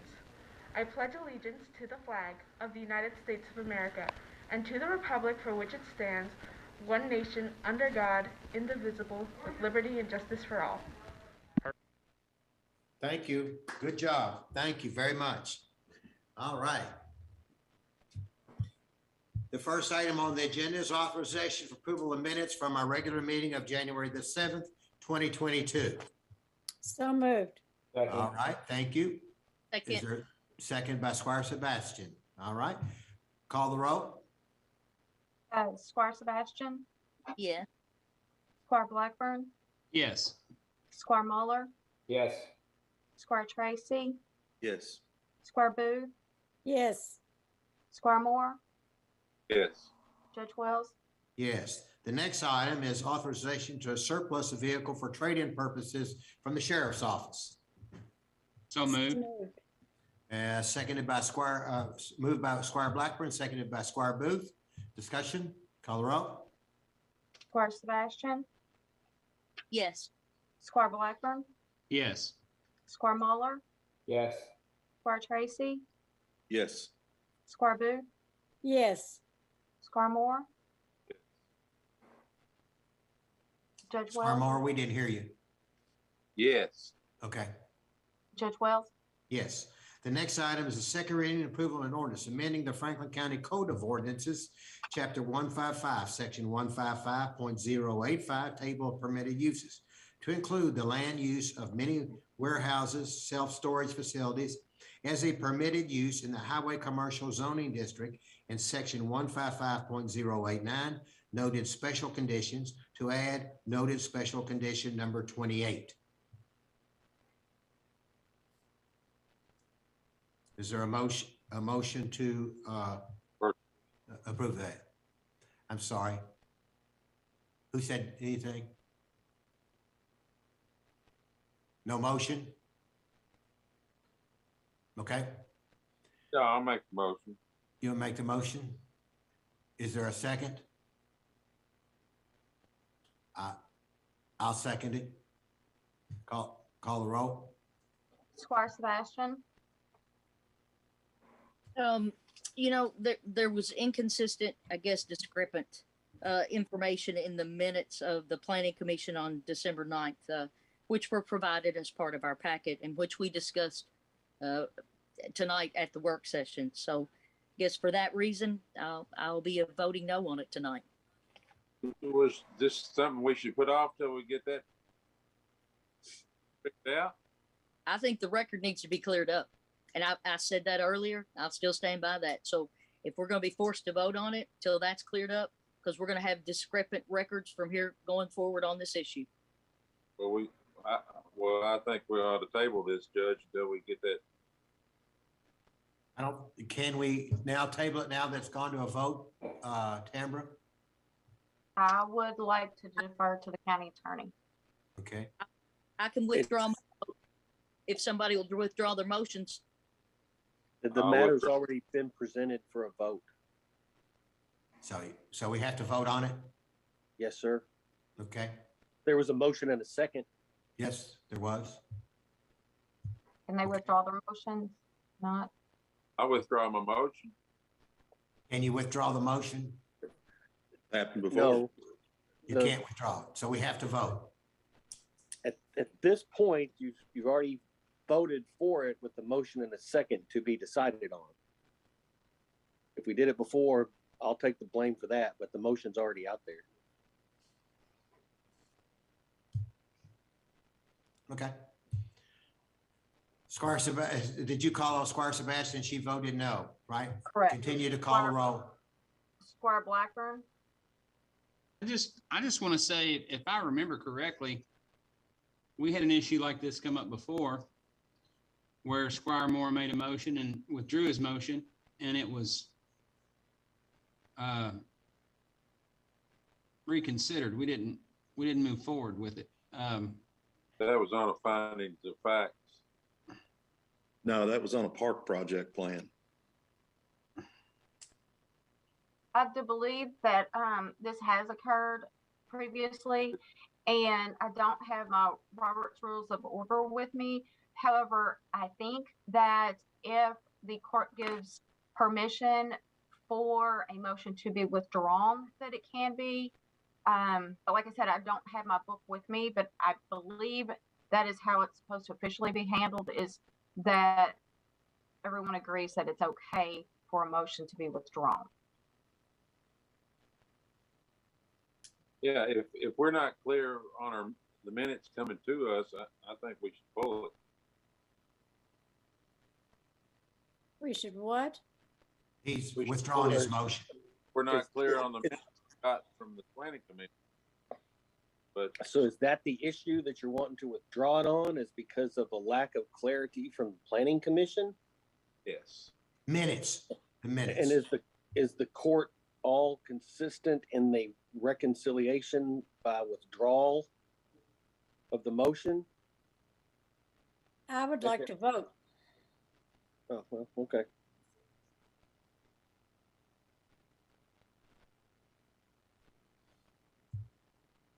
I'd like there to be clarity. I don't like voting under pretenses that there's folks are unclear. All right, I don't either. I think it sets a bad precedent. Don't disagree with that. So if Squire Moore is willing to withdraw his motion, I'm willing to withdraw my second. Okay, that probably solves the entire problem right there. Okay. So we will table this matter and have the planning commission have Robert. What were the incongruities? They stated that fiscal court asked for this to be brought back up, and that's not the case. Okay. Okay. All right. Yeah, that's good enough, really. Yeah, well, I think we need to clear on who filed this request. So I think that clears it up real quick, who filed for the request. Right. Squire Baller? So Judge, let me ask you, if it wasn't anybody from the fiscal court, will it even be eligible to be on our agenda? Yeah, yeah, the entities that were requesting this in the first place would have to refile again, or had to refile again with the Planning and Zoning Commission to get it to go back through the Planning and Zoning Commission. What I'm getting at is what entities? We have an ordinance here. That's I don't have anything about anything else from a legal standpoint. I don't know. Judge Wells, this is Robert. Yeah. As the director of the Planning and Building Codes Department, I have the authority to present to the Zoning Update Committee and the Planning Commission a recommended text amendment. What does that mean? I guess my question is, and I'm not trying to be difficult, but if in a previous meeting this failed, I'm still confused why it's back under what it's back. I guess that's my question. Robert? Me too.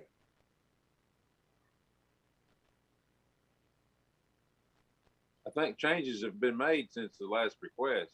Yeah, the changes have been made. I think, I don't know, we'll have to talk with the, we'll have to make some, I don't know, we'll have to figure this one out. No, I agree. I think there's a lot of things that need to be clarified. So that's Yeah. I think what everybody's getting at. Does it have to be tabled or can we just forget it? Well, the only way to forget it is by voting on it. And as I understood, the primary member who made the motion withdrew it. The secondary member who signed up on it has withdrawn it as well, correct? Correct. Yes. Okay. If we decided to, if I declined my second, would we still have to vote on it, even though the primary has made a? I'm sorry, that got me tickled. You already done it. The game is in play even as we speak. So I understood that Squire Mr. Moore withdrew it and you signed off on it. So we're in I'd play be willing to, but So I don't want this thing to just go on and on. This is insane. Clarification on it, we can go from there. But the question is really, is it going to make any difference whether it might? I don't know. It failed the first time. I don't.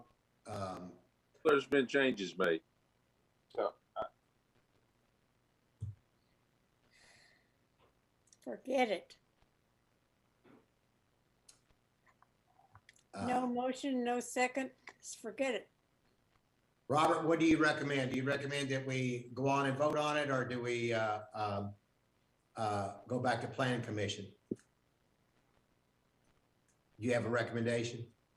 It'd be my recommendation that the fiscal court take action this evening to vote up or down. All right. I will keep my second and not withdraw it.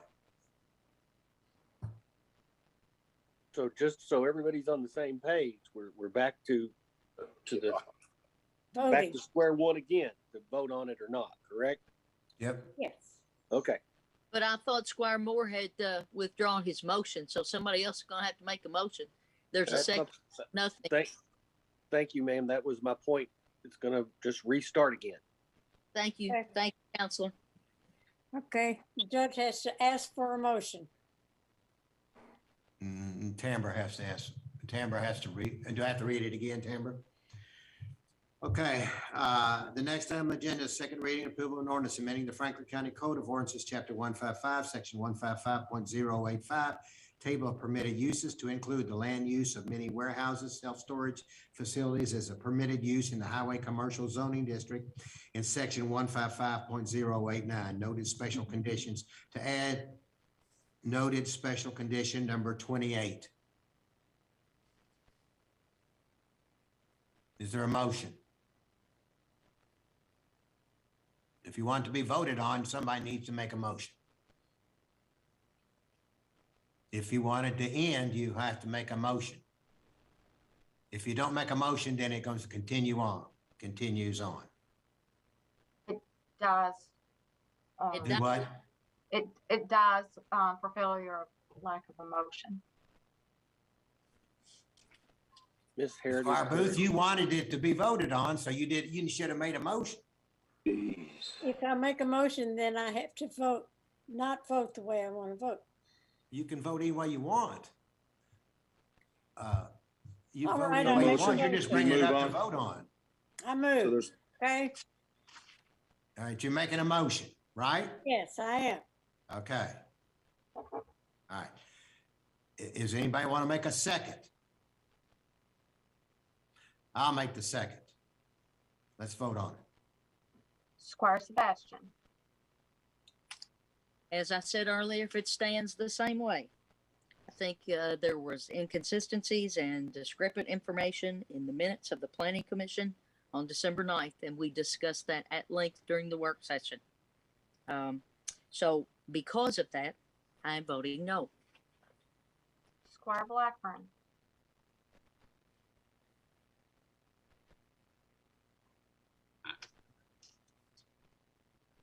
This, I do not like the way this has happened. offering and unoffering and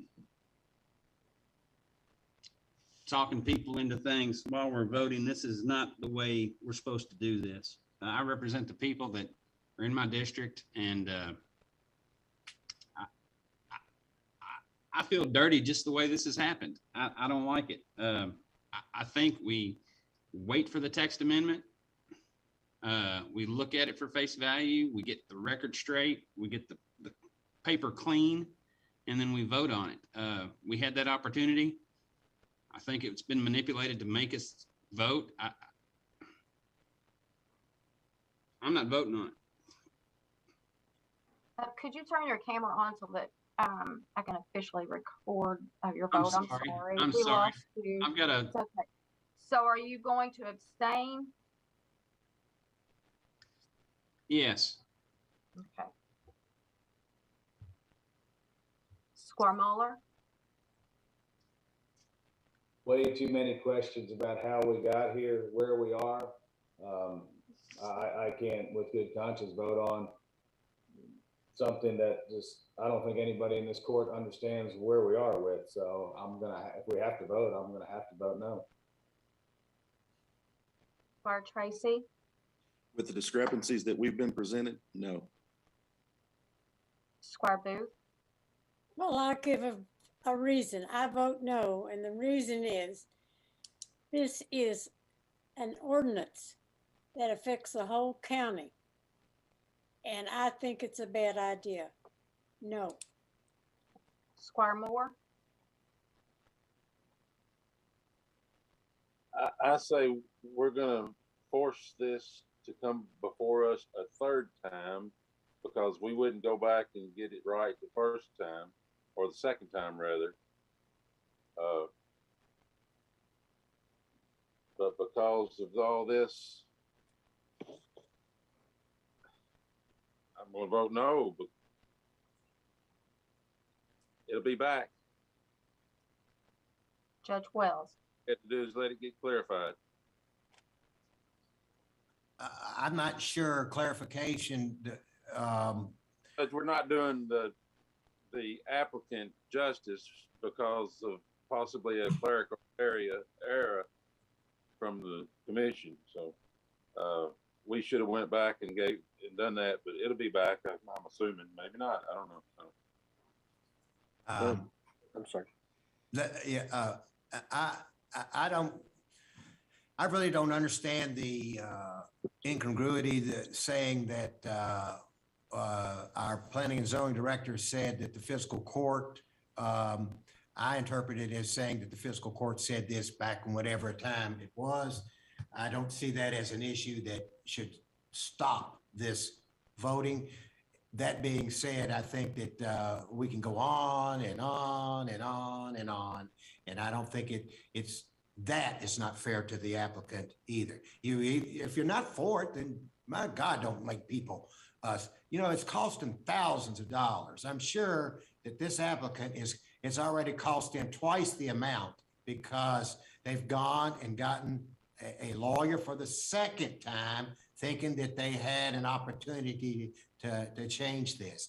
Now, I mean, if you talk about being business friendly, this is not business friendly in any way whatsoever. So I feel really sorry for the applicant here. And I'm sure they're just shaking their head thinking, oh my God, how did this get to a point? I'm going to vote yes. And with that being said, voting is over. Now, do I have to answer, do we have to allow for questions since the voting is over, Mr. Sparks? No, sir. But I would ask the court, there's some special statutory provisions that deals with ordinance violation or ordinance issues, specifically amendments, et cetera. And if the court would like me to do so and would instruct me to do so, I would love the opportunity to perhaps even present a situation to the court that once items are decided with finality, that they are decided with full finality once and for all for a period within the statutory, this KRS guidelines, which could be a couple years afterwards, if the court would like me to do so. Yes. There we go. Hey, Mr. County Attorney. Yes, sir.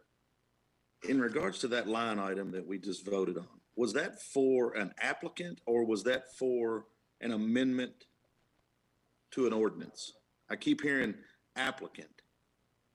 I don't. I think those are perhaps a misstatement of the phrases in question. It's Okay. formally before you for a second reading on an ordinance per se. I think Okay. that the phrase applicant applies to the individual making the request. What is before the court today is a determination of whether that should be considered, well, and granted by virtue of a second ordinance. Okay, thank you. Thank you, thank you, sir. But anyway, so if that's the case, I'll grab a look at it in the next 2 weeks or so.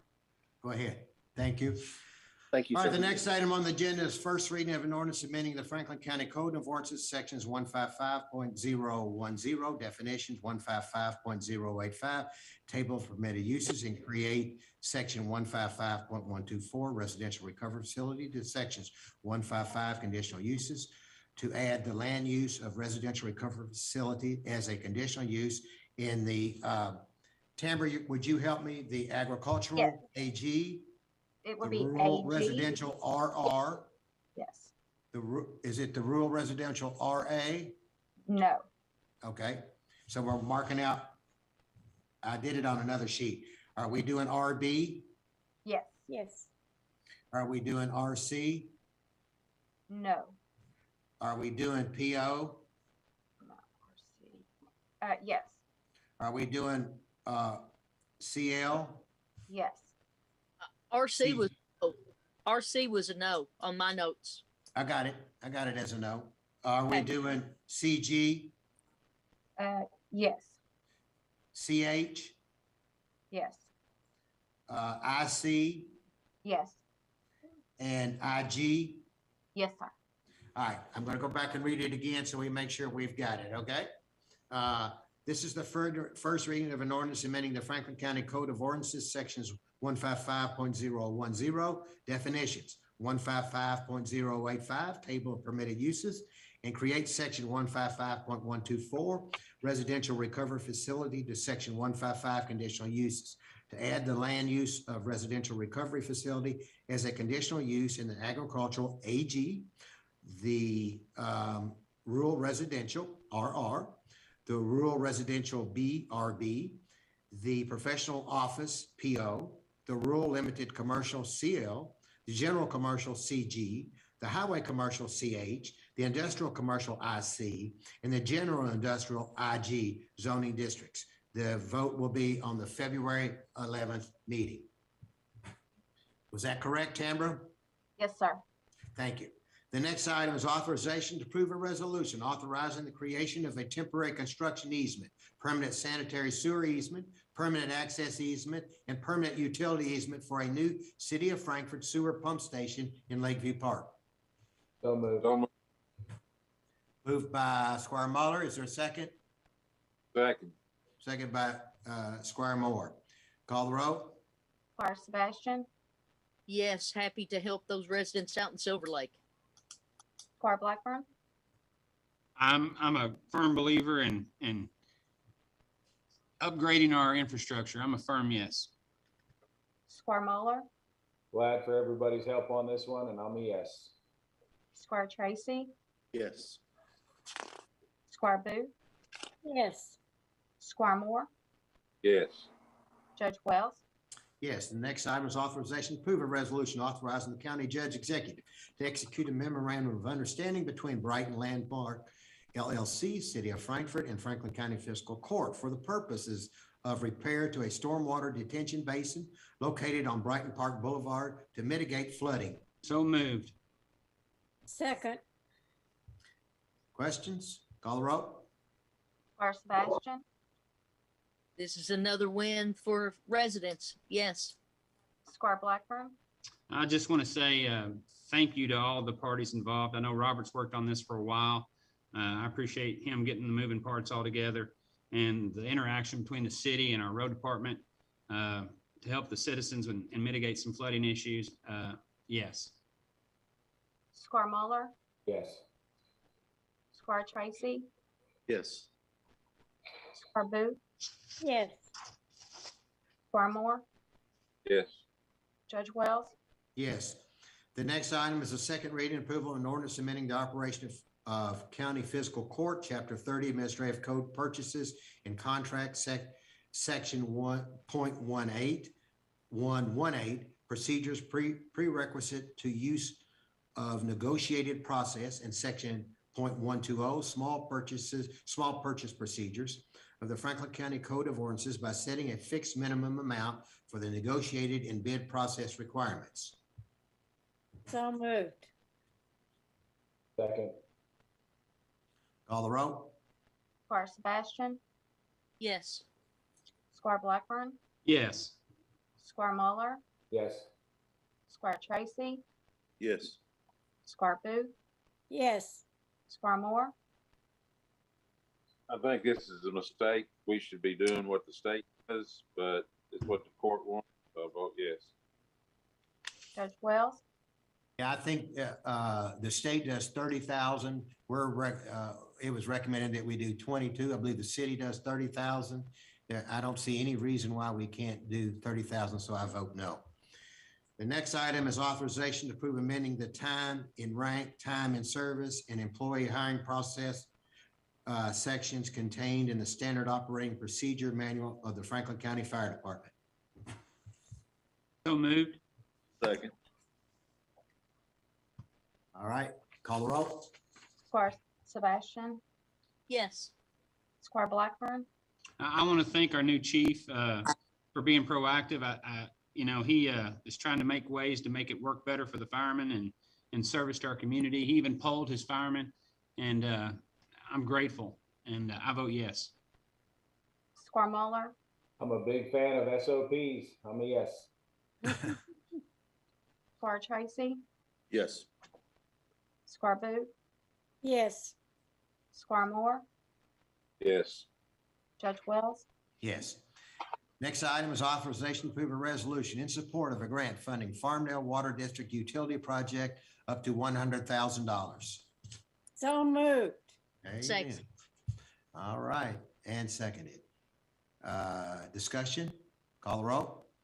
Squire Sebastian, I'm a yes. When we can improve and have safe drinking water, we definitely need to do that. I look forward to hopefully removing that $3 fee.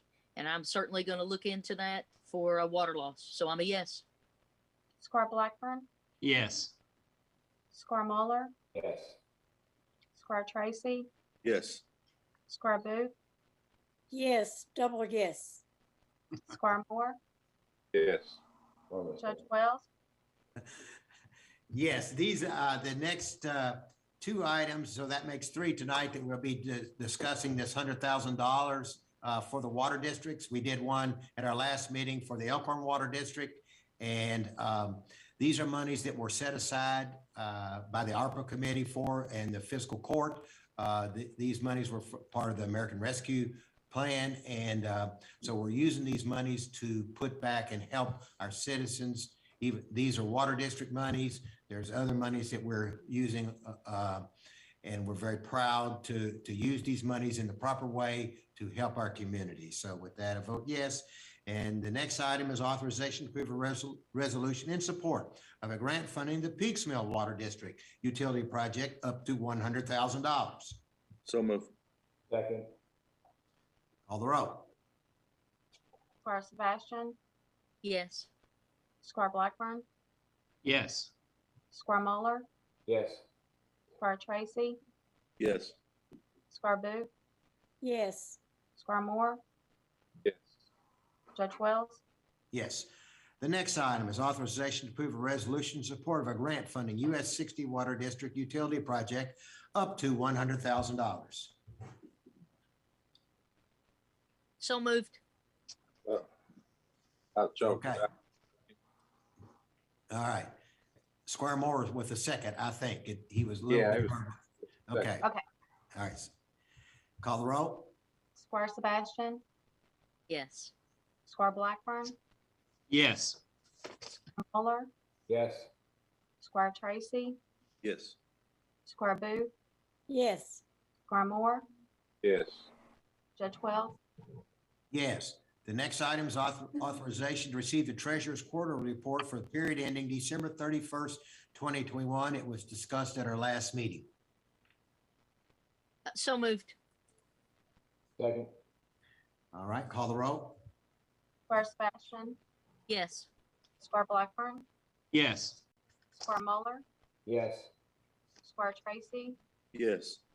Squire Booth, yes, Squire Moore, Yes. Judge Wells, Yes, the next item is authorization to receive the treasurer's report. So moved. second, Call the roll. Squire Sebastian, Yes. Squire Blackburn, Yes. Squire Muller, Yes. Squire Tracy, Yes. Squire Booth, yes, Squire Moore, Yes. Judge Wells, Yes, the next item is payment of claims. Is there a motion to deny any payment of any claims? Seeing none, let the record reflect the claims are to be paid. The next item is authorization to adjourn. So moved. Second. All who right, was my second? Was that Squire Blackburn? Blackburn. Blackburn. All right, call the roll. Squire Sebastian, I'm going to vote yes, and I just want to say a huge shout out to the Franklin County Road Department who worked day and night to take care of the citizens in our community and these county roads. Thank you guys so much, and thank the state road crew for doing the same. Squire Blackburn, Yes. Squire Muller, I'm a yes, and I ask everybody to wear their masks so we can be over this, this time. Thank you. Hell yeah. Thank you, sir. Squire Tracy, Yes. Squire Booth, yes. Squire Moore, Yes.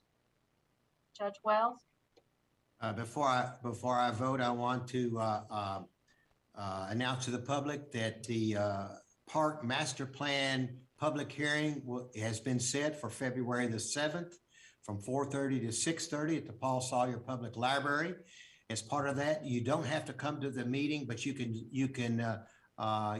come by Zoom. And if you come by Zoom, you will be able to ask questions. So we will be taking questions. It is very important that you as the public understand what's being asked at the park. This is with this master plan. And so we encourage everyone in any way that you want to either by Zoom or come in person, or you can send in questions and we will ask and try to get you answer those questions. Once again, that's on February the 7th from 4:30 to 6:30. As part of that, the Franklin County Fiscal Court, Mr. Tippett has posted on our webpage or Facebook page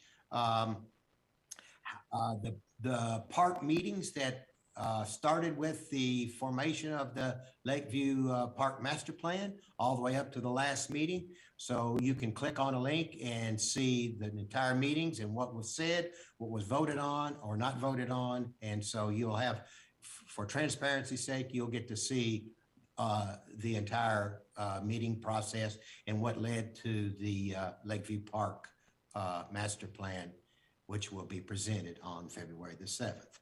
Also, as Squire Muller said, COVID is very, very, very rampant. It is hitting us hard here at the Franklin County Fiscal Court. For the people that work for the Fiscal Court, it's hitting our community hard, and we are continually having people die. So I ask, if you look at our website will tell you where you can get tested. It will also tell you where you can go to get vaccinated. So please, if you haven't been vaccinated, please consider and get vaccinated. And if you need a test, look at our website. It's there to help you in any way that we can. With that, I vote yes, and we are adjourned. God bless everybody. Thank you for watching.